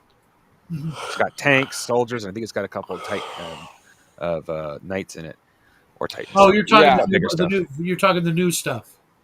Yeah, and one of the things I've been bugged by is I cannot find orcs in epic scale. It's like I hear people talk about orcs in epic scale. It's like, is all that custom? In the new game. Well, I'm talking about in epic. People talk about how there was epic scale orcs, but I can't find them anywhere. Yeah, there's a lot of metal vehicles, and the troops are mostly plastic, Yeah. almost exclusively. All and that's what's actually the most expensive thing to find is the little tiny sprues of the infantry or the bikes or the horsemen or the weird little individual things, which I guarantee are going to be like the first things 3D printed, and they're going to end up looking better Yeah. than those tiny. That reminds me, I'm going to try very hard to send off your box next month. So, Oh, no this- worries, dude. My birthday's in April. You can save it till April if you want. well, true, I could, but especially if you have any big miniatures, like any sort, like I would actually take a knight or titan in exchange for what's in the box. That's if it's worth that much. I'm not. Oh, I want this. It's more like no, okay, I don't own any. I want to trade for what it's worth. If I lose a little bit on it because you can't get me exactly even without going over, that's fine. It's not like I pay anything for the comics anyway. Yeah, the orcs were all about the gargants. Those were Yeah. fun. I remember my buddy and I, we went in halvesies on the Titan Legions box set that came with the big orc gargant. It's like this Oh, yeah. freaking big, ish, and the Imperator Titan and Oh, a yeah. bunch of troops. Because I never liked the orcs, except in the fantasy game because then they made sense. But I was never fond of the green skin thing. It was too World of Warcraft for me. Well, Well, I, World of I Warcraft wasn't out yet, so I like orcs for two primary reasons. One, Really? they are chaos machines. No matter how you put them together, they're only going to work when they work. I like that. Yeah. And plus the idea of junk. They build anything from junk. That is Sure. also awesome to me. And I have noticed a trend in the miniatures I like, or the armies and battalions I like. Let's see if you can figure out the pattern. Let's see here: orcs, sisters of battle, gray knights, the warp spiders from the Eldar. Eldar. Do you see the pattern building there? Yeah, you roll randomly to see what your troops do. That and all of them resist the warp heavily. Oh, oh. But you're right. Uh, All of them do random rolls. That is a good point. They're all chaos machines. I didn't realize that Yeah, till thinking about it. I like to be in control of my army. Have you guys seen that meme? They've been playing, or not a meme, but a gif from the Lord of the Rings movies where the orcs are out in the rain and they're freaking, like when they're breathing, you can see snot and shit coming out of their face plates. They're No, still standing there, as a freaking well oiled freaking machine, oiled with slobber, but and they're not moving. They're like just waiting for the order, and then they're like freaking. Oh, I think it was during the attack of Helm's Deep. yeah, no, I have not seen that. The one I seen was someone voiced over the orcs being chased by Aragorn in the second movie, Aragorn and Legolas and Gimli, and it's all voiced over with the same exact words, but it's as if the Beatles were saying it. What do you smell? Man flesh. It's all hilarious. Okay, that was like for me. That was uh, those movies were the first times I saw orcs the way I always saw them. You know what I mean? All the yeah. all the art, just never quite, except for a couple of images, it never quite got the brutal, just hardcore, just pure violence that orcs were. Uh, they couldn't even be a society. They were so just, you know, not like a normal society, anyways. Just efficient at doing one thing, and that was destruction.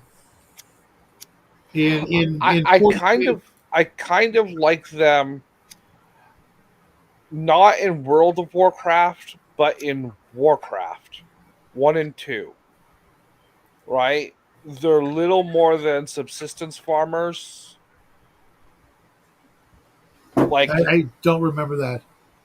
Shadow's got a poltergeist. No, it's my okay, dog. He so keeps coming and so going.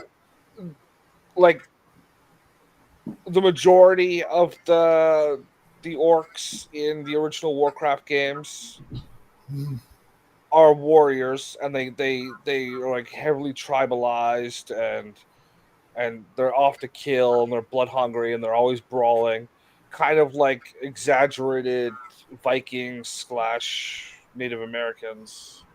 okay, my And they have like a subclass of runts that do the like mushroom farming mhm. and pig herding, um, like do the farming cultivation crap. uh, Uh, I'll be right back. I need to get a bottle of water. off grid. I have my copy of Rogue Trader here somewhere. In here, my first impression of their orcs was comic relief. And for me, that's the exact opposite of what orcs were meant to be. They Yeah, turned them into a joke. And if I'm going to play orcs, I'm there to do. You know, they're modeled after football hooligans in 40K. right, right. Um, they're like what was the Sean Penn and his buddy? They did like that cop movie and a zombie movie, and not Sean Penn. Yeah, I'm thinking of yeah, the guy from no, that's not him. You're thinking Shaun of the Dead. yeah, Shaun of the Yeah, Dead. that's not Sean Penn. Yeah, who's that fucking guy? It's I know something you're like talking about. He was that. also in the Full Monty. Was he in the Full Monty? I think so. Shaun of the Dead.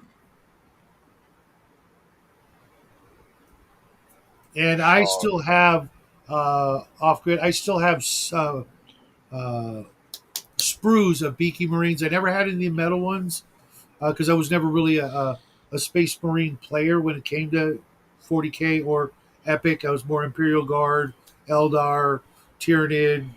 I wish they had the freaking Necrons back then. Oh my god! Simon Pegg. Yeah, that's it. Off grid put his name in there.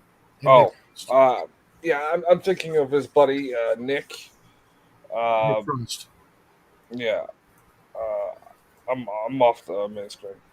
Uh, Guys out there, could you imagine a 6 mil scale version of the Necrons with yeah, being able to put as many of those freaking monoliths and the other big vehicles on the battlefield instead of, oh, I've got one and it cost me a freaking my mortgage, to get it on the table. yeah. Okay, so I picture Nick Frost in like most of those movies, Mhm. but physically fit and green in Warhammer because Okay. he's a dof. He's always a dof, and he's always like up to some shit that is stupid as fuck. I picture him like So, Randy from My Name Is Earl. oh yeah. Same kind of guy, uh, but green, physically fit, and always up to something stupid, but on steroids. Wow, dude. You had the metal Thunderhawk? Wow. Number 51 with its cherrywood case, purity seals, and 5 bottles of super glue and rods. I just like the Tyranids because I knew I could use them in RPG games more than anything else, and just the pure just horror of them. You know, I can I absolutely refuse to do metal vehicles. I know how like they are more delicate than glass. yeah, yeah. You drop it and you're putting it all back together again. Yeah, you're buying the paint stripper because Yep. But you know what though? I have actually I recently picked up. I used to have it up and the here. I should bring it bondo. back. The Imperial. Oh my God! My dog is sitting in the chair across from me. It's cute as hell. He never does that. You remember, guys, the Imperial Capitalist? It was that big giant freaking like castle on treads for the Imperial Guard, I not the think Leviathan, but the so. bigger one. I got one of those finally because I'd sold my original, and now all I need is the Hellbore. And I got it, and I dropped it in the goop to strip the paint, and it came off like a dream. Yeah, like It's just like, I always wanted the World Killer from Battlefield Gothic, uh-huh. but like it's a metal miniature and it's like 30 parts and Yeah, I still that have right that here. I is actually like have most of the Blackstone Fortress. the Blackstone Fortress is another one. Like that Oh, one's easier because I it's could like see that five survive. pieces. It's like five Yeah. pieces. Now But, imagine that, but like twice the size, and well, you all of saw them are the ones I have for Battlefleet. I have the Necron's big freaking crescent moon ship with the pyramid on it. I've got that. metal miniature, right? It's a metal Yep. miniature. I've got No, the and biggest. it's thin, so it's all flimsy. That shit's gonna warp on its own if you have it sitting up on a base. Well, it's not lead. It's no. Pewter will do that as well. Oh, okay. I also have the It just biggest takes longer. Imperial ship, Space Marine ship, and I've got the big Eldar ships, a couple of those, Yeah. and something else I can't remember. Is it a Chaos ship? The Is it question is, Shadow, do triangular? you? Sorry. Go. The question is, Shadow, do you have a Thunderhawk, a Mantis, or a Warlord Titan? Wait, what? He doesn't have those. A Thunderhawk, a Mantis, or a Warlord Titan. The three biggest and most expensive miniatures in Warhammer history. I have them for Epic, Epic, yeah. Ah, and by that measurement, like the Warlock Titan, I've got like three. The Thunderhawks, I've got like I literally have the original Thunderhawks. I've got 10 of them. Yeah. They're only this big. They're the size of a freaking small eraser. You know, Yeah. Like that's the thing. I think that game was what, 6 or 8 mil? six. I prefer 15. Which is still 10. I prefer 10 or 15 over that. It's not much bigger, but still a lot smaller than the 28 or Yeah. 30. And I Brian, think they're closer to 35 now. in Epic, the capital can hold, I think, 6 Bane blades or an entire company of infantry, or excuse me, 2 entire companies of infantry. Yeah, or a platoon, whatever. It's friggin' massive, and it's got 6 void shields. Unfortunately, after those shields are down, it makes one failed save. It's off the board with a big explosion template. But I like that. I like the idea of, you know, It's really fucking powerful until it's just not. yeah, that and the scope.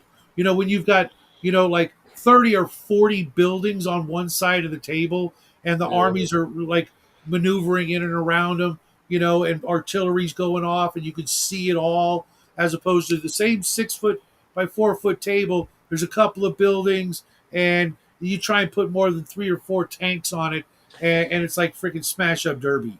Yeah. It's retarded. They're never I going could to get that close because I could something would have see taken them out by then. I could see playing an objective game where your table is like a 2x4 with just a road going down the middle. Oh yeah. Yeah, you know what I mean. Like what a 2x4 is, like a piece of Yeah, wood. I usst to have the GeoHex styrofoam terrain Yeah. pieces that you could mix and match, and one of them was one of the first things I ever made was a road, just a straight road, and we did that kind of games every once in a while. We'd have very very specific scenarios, and one of them was a river. All you got to do is just get across the river, take a couple of objectives, and then the battlefield would move forward from that point on. Kind of like a scrolling treadmill like battlefield. Uh, Well, like that's okay. Maybe it's a little narrow of 4 inches or whatever. yeah. Maybe 2 of them, but 8 feet, 12 feet long. You can get them that long, and you obviously don't need to be that thick, but Yeah. obviously you start at one end and your opponent starts the other, and you've got to see how many of your infantry survive combat while your artillery is shelling from the other end. That sounds fun, Brian. Getting inside the Titans, because like the Imperator Titan, that was it walked around with a platoon of infantry, and the old warlords actually had breaching arms and things like that, where the arm would punch into another Titan, and once it did that, 4 Terminator stands, which would be 20 Terminators, would then be crawling around inside the enemy Titan. It was like Yeah. freaking awesome. That would be a fun game on its own if you could draw out the Titan, an Imperator or a Warlord, and have your little dudes running through it, and all they had was, I guess like robots or turrets inside the thing. I really thought Defended. about that. I really thought about that was like designing, like getting the interiors and designing like 3D printable levels for like the inside of a Titan.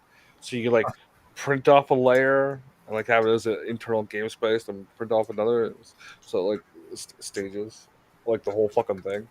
Yeah, but if you tried to do it in 28 to 32 millimeter scale, it would be bigger than you are, you know. Yeah. Well, And then you don't how do have you to do the whole store that thing. except in a coffin? You I know? wouldn't make it, but I'd make it available for someone else to. And yeah, we did the jump thing too from buildings, and that was the cool thing back in the old days. There were about 50, between 30 and 50 different things you could put on a Titan. You know, pick and choose. You know, I don't know if they were point statted or not. I think they weren't. You had X number of hard points, if you will, but whatever you want on it. Okay, cool. You know, Yeah, and and so they do slightly different things on the field. we also played a game of uh, Titan Ball, where we would be basically playing football, and we would use one of the termites or moles. You know, it's like a drill machine. You know, that goes underground and you know, like a sapper kind of thing where it tunnels underground and then comes up and disgorges its troops. We'd use one of those as the football because it was kind of football shaped, but you know, you try to, you know, play football with we each have like six or seven. I think it was seven Titans per side. Oh, oh, I can see like you get like some kind of orc thing that does that, and every time you kick it or whatever, it tries shooting at you. Uh-huh. So you don't know if like you get to kick it or it kills you. Oh, Hearing all this oh. makes me think one of the things I should see about doing for the war game, the airship war game I'm going to make for my airship game overall.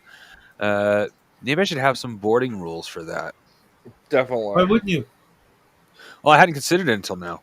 Oh, okay, yeah, that's. I mean, go watch some pirate movies, dude. I Whether it's do. okay, I haven't. I actually have boarding rules in my main game. I just my. I was thinking. Captain Blood, I even was think. Cutthroat Island. Yeah. For the like I said, for the main game there are boarding rules, but for the if I was talking about for the war game, you know, like rules for almost full on regular RPG combat for taking over ships. But I don't know how long that would take either. Well, what scale are you looking at for your games? Well, for the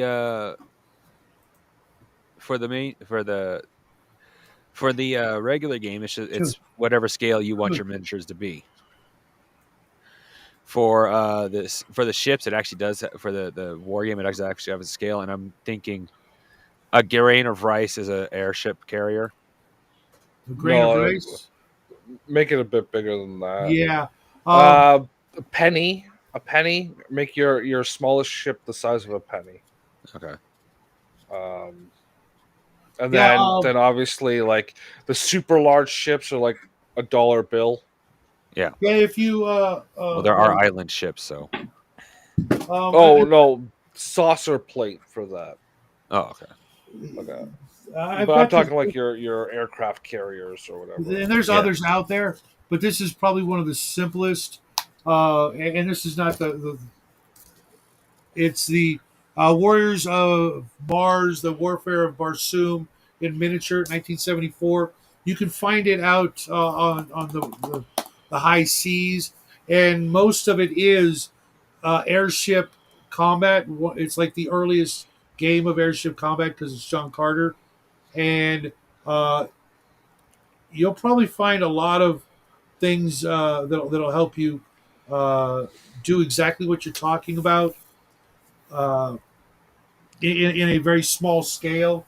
Uh, the Space 1899 also did it, but it was a lot more complicated. And I'm guessing you want you're probably more of the mind of more ships as opposed to more complex combat. Well, sort of. This is supposed to be potential for solo play, where you can actually go on a huge campaign of taking over islands. Like Uh-huh. It would be a bit like Risk. Okay. Okay. I like the ideas of like having one or two really big ships, and then you can launch a bunch of fighters, Mm-hmm. Oh yeah. like smaller. I always like that, like when I can have the defense screens of right. Yeah, So well, like I said, there are also island ships. It's not that uncommon for island ships to have an entire navy deployable on them.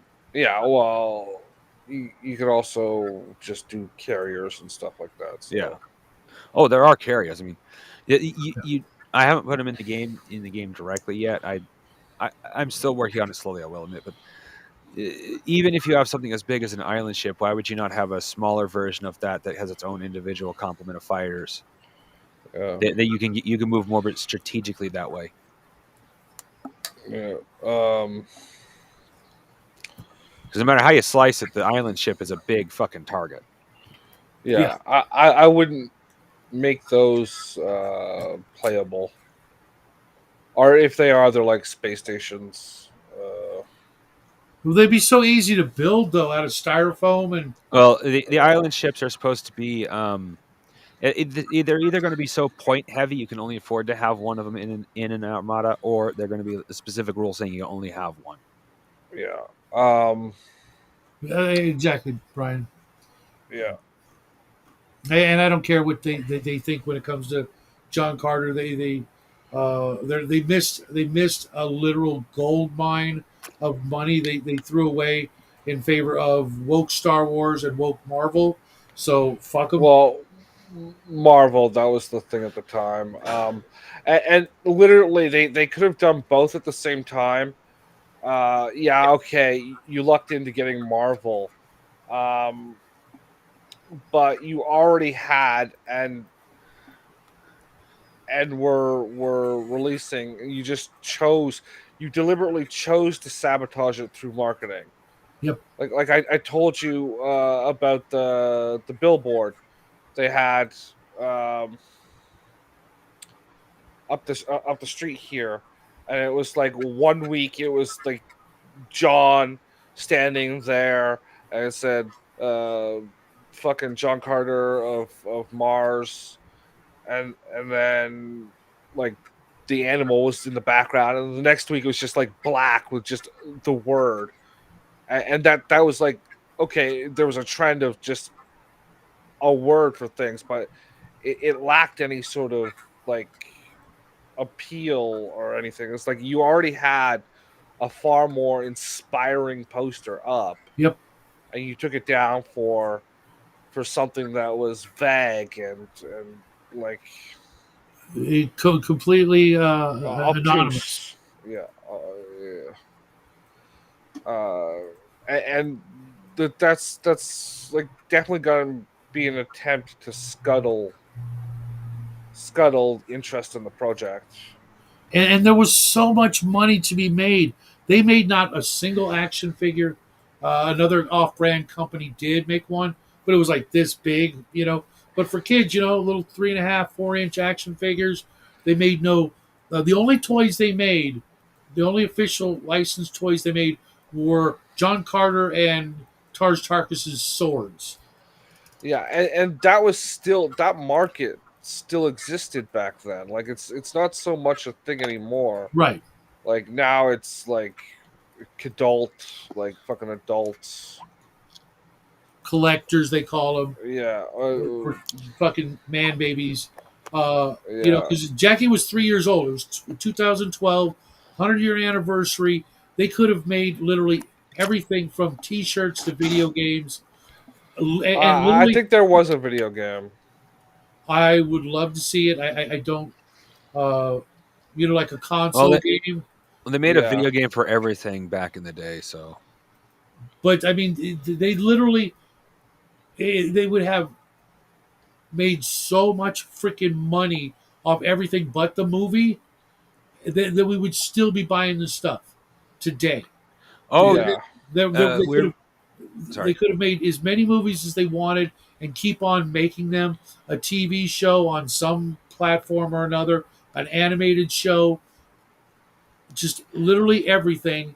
and they just threw it all away. Yeah. And we're going to have to wait another 5, 10, 20 years before someone decides to do all that all over again.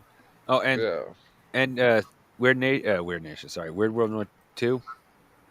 My nephews, and especially my nephews, play with toys so hard. My sister and my brother-in-law had to stop buying them toys because they were spending close to $1,000 a year.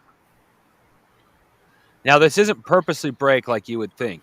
My nephews just play that hard with the toys, like they should, and they just don't make toys like they should anymore, like they used to.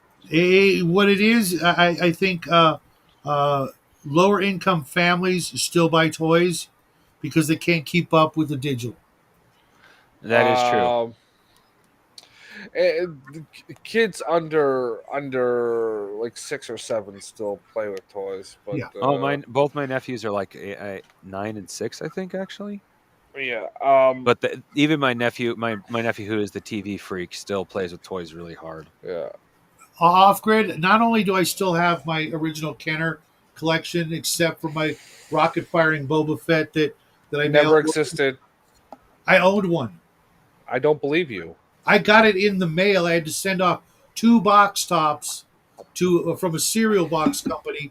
I sent it off. My parents said you'll never get it. 6 to 8 weeks later, I got it. It fired the missile. I had it. Something happened to it, and then when I went to go get a new one, I know you're thinking of a GI Joe that did that. Nope. Because that was the first toy that they recalled and didn't do the missile with because of that. And I literally had one of them. I've seen them in person elsewhere at conventions, and at one time they went up to over 10 grand. But I think my parents threw it away or whatever.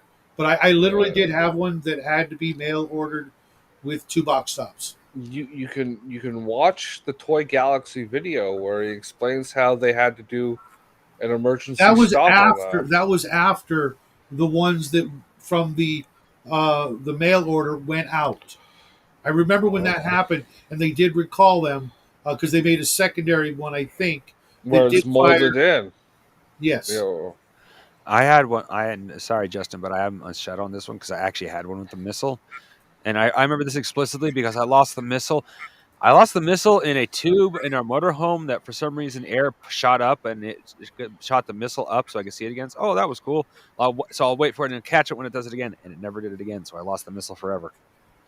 I also have almost all of my original Micronauts collection, and all of which I saved for Jackie to play with. And he was such a good kid about it. They still exist in almost identical condition as when I gave them to him. Oh, so your son's part Ferengi.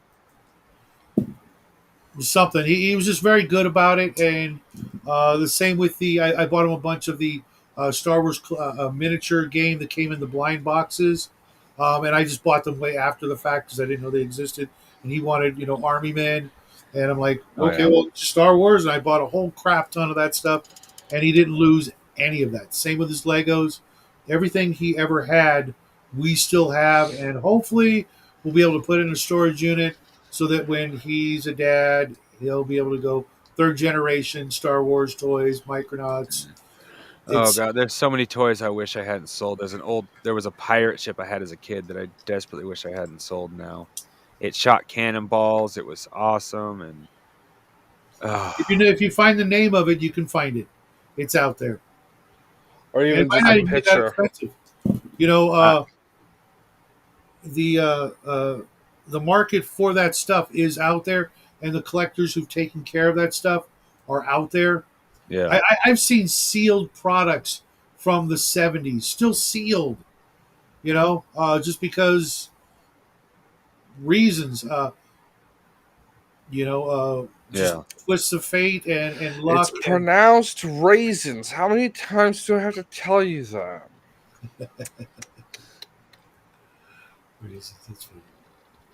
But yeah, there's still a few things on that bucket list. I'd like to get my original 3-foot tall Shogun Warriors. Those were fun. That was a really great Christmas. My brother and I each got one of those. I do remember Lego used to have a cannon. Uh-huh. Cannon. Fired Legos stuff. that you could put the little round one into it Yep. and pull the back, and it would shoot out. It would only go like 3 feet Yep. at the Yep. most. But it was But still a choking hazard. I know because well, I had an- that part, that part is a choking hazard. Yeah. You can't not have Lego without that part. Yeah. Like All of but- Lego is a choking hazard, really. Yes, yeah, it says so absolutely. on the back. I actually waited until Jackie was a year and a half before I gave him his first Legos, and even then, it was just a bag of the 4x2 bricks, all in blue, and he would just sit there and make airplanes and guns and stupid shit. And I'm like, okay, all right. And when he got a little older, got a little more. I know about the cannons though, because I had this ex-girlfriend who was into Legos, and she owned every fucking pirate ship they ever made. I had the big ass fucking pirate ship, the Lego pirate ship, the 80s one, the 90s one. Back then it was $120 fucking dollars. Yeah, she had it. And you know what? I think I still have the instruction manual for one of her sets, because on the back page there was, believe it or not, there was this treasure map game that you could make a game board out of Legos, and you actually like with a die, I guess, would like it was like you roll the die to see how many squares you move, kind of thing, until you found the hidden treasure. It's like that's Lego genius. pirate ship. It was genius, and for some reason I still have it, but it's in my comic book collection, which I really need to go through and start checking condition and what kind of stuff I have that I could off. Like the Dragonlance comic books, I know are worth a fortune, and I never even read them, and won't. I'll just put them in the shop. Yellow Castle set. I don't remember. Oh, that's like the old castle set. Okay. 'Cause I remember when the original minifigs came out, and my little brother was all into they had this like Astro Squad or Space Patrol or something. Yeah. Space Police and Blacktron. Yeah. Blacktron. That's a Blacktron stuff. They had a fucking walker that would actually walk. Like Yep. once you pushed it forward, it just kept doing its thing. Yep.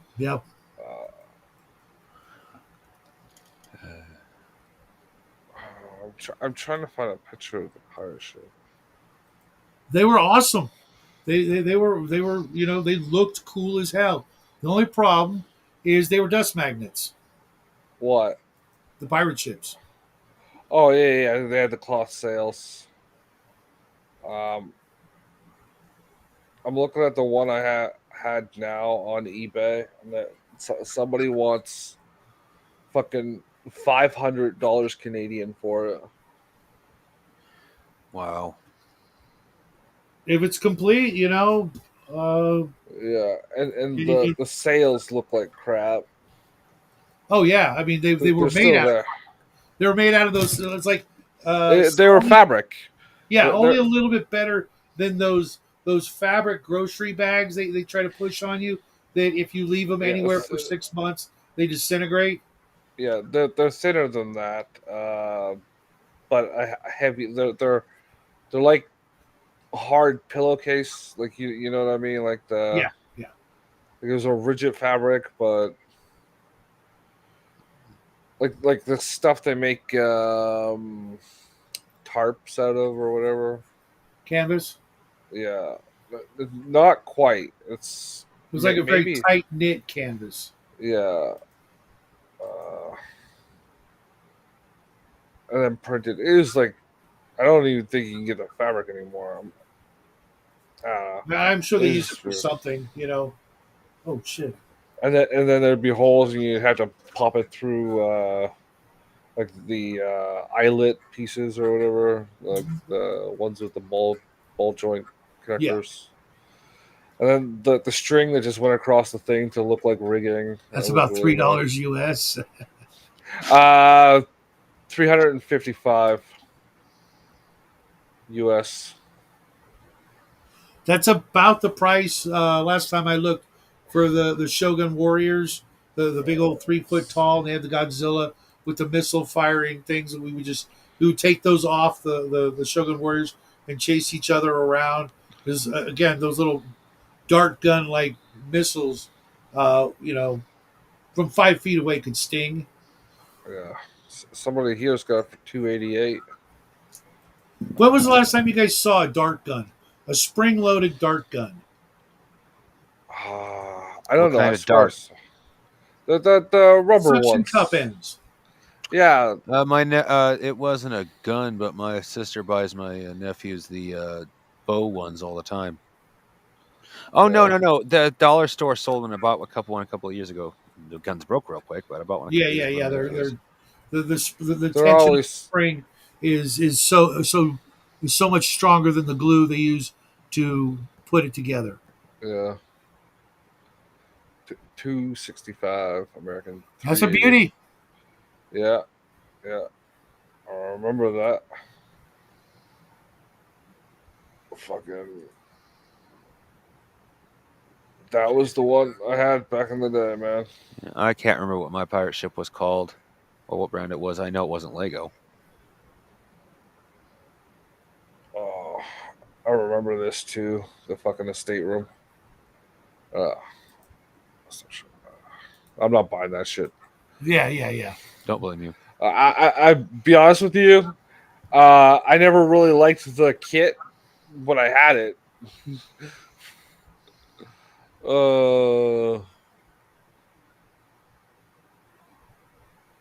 But it was under the Christmas tree one year, so I put it together. That's cool. Yeah, That's a a banner moment there. yeah. I was a bigger fan of the Space Police or the Blacktron or the Ice Patrol was the last. I remember that too. Yeah, well, my younger brother, because he was younger, he got a lot of that stuff. It was like the really cool stuff came out after I was, beyond that sort of thing. Already doing, getting into trouble and chasing girls and stuff. Oh, But for a couple of years, he was like getting these toys. I'm like, well, why didn't they make that when I was a kid? You still are a kid. Yeah, shut up.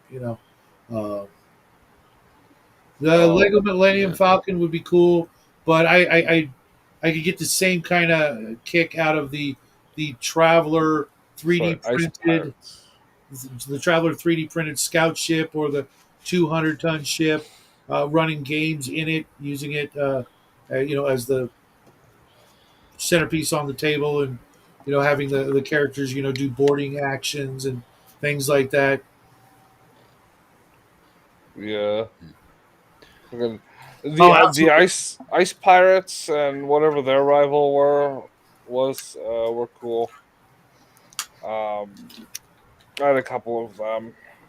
As they were showing off the clear Legos. That was a big thing for a while, when they finally had clear but colored plastic windows and doodads and things like that. The ice pirates always had these chainsaw blades that were clear, like orange clear plastic. Like so they were like lightsabers or whatever, and they'd be like holding this thing up, and I guess that's what they fought with. Or they also had energy skis, so also orange clear plastic skis that would go on the bottom of their feet. So that's, yeah. That's pretty cool. It's goofy as fuck, but cool. Yeah, I'll pull up a picture. They had some like fucking weird shit. Here, this is Instagram. Some fucking weirdos Instagram. You remember the little plastic bags that were like $4.95 or whatever that have like a minifig in a small vehicle or whatever? Something like that, yeah. Yeah, this is one of those kits. This person. I don't know. Oh, So okay. you see orange visor, orange saw blade. And sometimes it wouldn't be the camcorder piece, Right, right, right. but it would be like the microphone piece that the saw blade would go into. Uh-huh. And sometimes it would be white instead of black. But you know the pieces I'm talking about, that Yeah. they're interchangeable as either a video camera or a microphone or a flashlight. Yeah, until they started actually making some of those things. Uh, Yeah, they couldn't be used for anything else but the thing that they were yeah. trying to be. Where that was back in the day where they were still generically like the same part. And Yeah, Jackie's got one of those as well. Or at least he had it. He had a lot of Star Wars Legos, and I was getting him stuff that was way before his time. Just because he's like into this or that. He's got one of the walkers from Endor that was way before his time. Way, I yeah, mean decades. But I found it, decent price. Like here you go.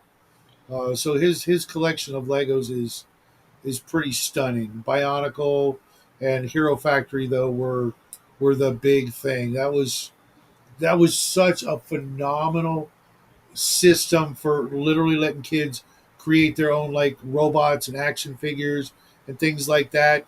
And I don't know what happened. I think it was too good, and they took it off the market. And now they do it the exact dumbest way possible with as many pieces as possible. I saw an Iron Man, like Hulkbuster, and it was like 300 pieces versus the one that Jackie has was like 50, and it looks better because there's more solid pieces that just do the thing. It's this yeah, this this shoulder pad or shin guard or whatever, instead of having to make it out of hundreds of pieces. It was just like, and everything was fantastically articulated, uh, with the ball joints and the sockets. yeah, Uh, that will last for a good long time, because I was buying him Bionicle stuff that was 10 years older than he was, and they were I was buying big old bags of just random shit for by the pound, and uh, dirt cheap. yeah. I think one of the last kits I got was Time Crisis I don't even remember that one. Cruisers. Time Cruisers. Sorry.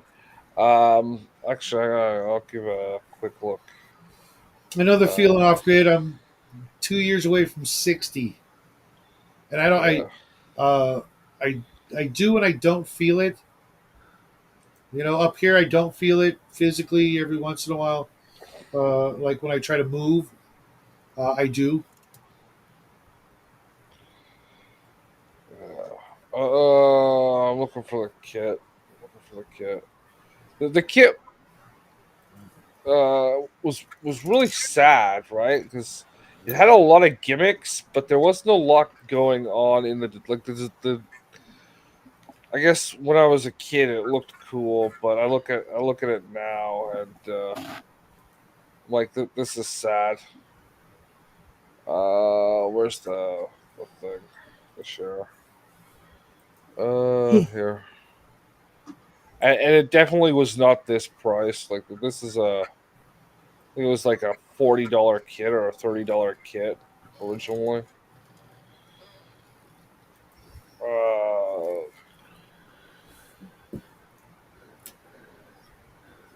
Lego was always expensive, Yeah, it was. but like these these skulls would go up and down. Like it had a wheel on the bottom that was connected to a gear. I honestly can't figure out what I'm looking at. It's still too small. Can you make it bigger?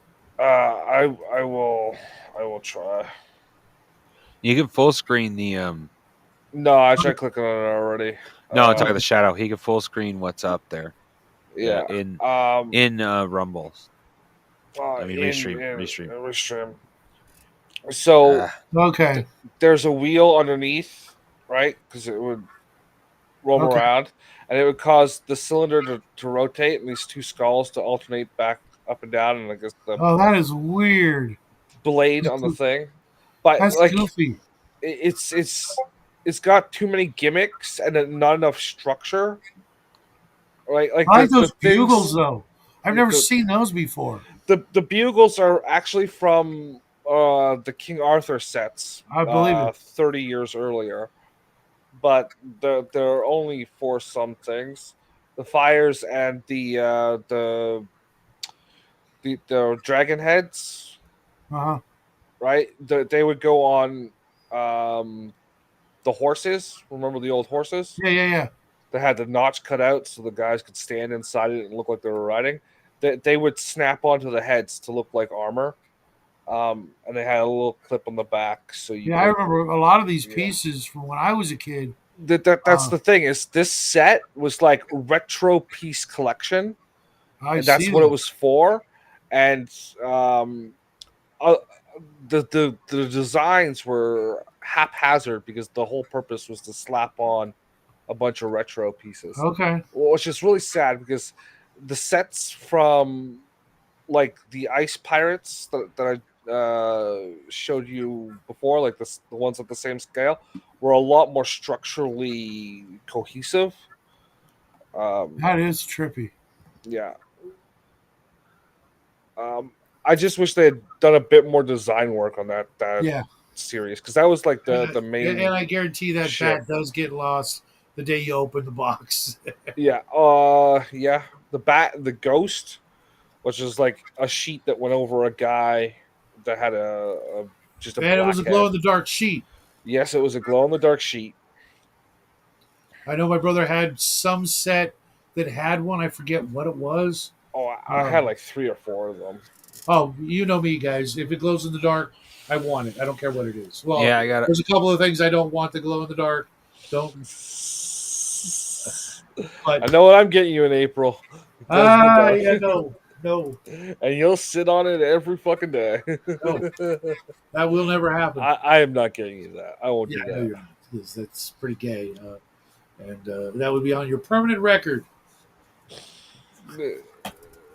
But I will send Brian your address, and he'll send it to you. 'Cause Oh, he keeps it if weird. Brian, he'll 3D print it and it'll be scary. Yes, I can imagine it would be. And with that, folks, I'm going to say goodnight because I got to use the restroom and do a few things. We've been babbling. I got to get back to cleaning. We're all going to be back together tomorrow morning on this guy's show at noon. We're going to talk about 3. We are going to start the revision week or month or whatever. yeah, I guess How we long could, do you? Well, we'll talk about that tomorrow. Let's not ruin it and figure it out. Think about it overnight. I'm getting paid tomorrow, so I might not show up for the show. That's Oh, okay. he's gonna go splurge. I see how he is. Yeah, he walks down to the you don't have direct deposit? Oh no, I do. I just gotta. Not to sound like Shadow, I don't like the government knowing exactly what I'm doing, so I transfer my money to a different account. I know they could figure that stuff out eventually, but if I use my debit card, they can track what I'm doing one for one. Yeah. And off grid, I did this. Not only did I play D&D with my Legos and make dungeons, but I also used it for Galactic 25 and other games. Yeah. So much fun making secret doors and shit like that. Yeah. Yeah, I think we're gonna do the whole month on revision. You don't have to Okay. do just one story. Yeah, I could maybe actually get 2 things done if I really push myself. Yeah. What the hell? All right, guys. That water's backing up on me, so I will see you guys tomorrow. Yeah. Thanks for sticking around and playing along. And whoa! Before we go anywhere, just I'm gonna share what fucking Brian, this degenerate piece of shit. oh dear God.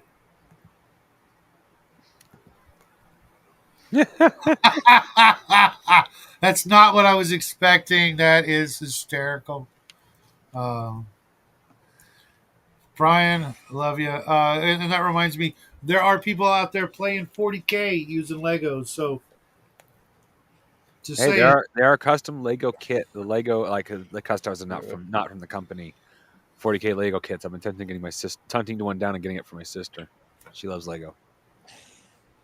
Brian. I like the one with the robotic leg. All right, guys. I will see you tomorrow. Put party on, everyone.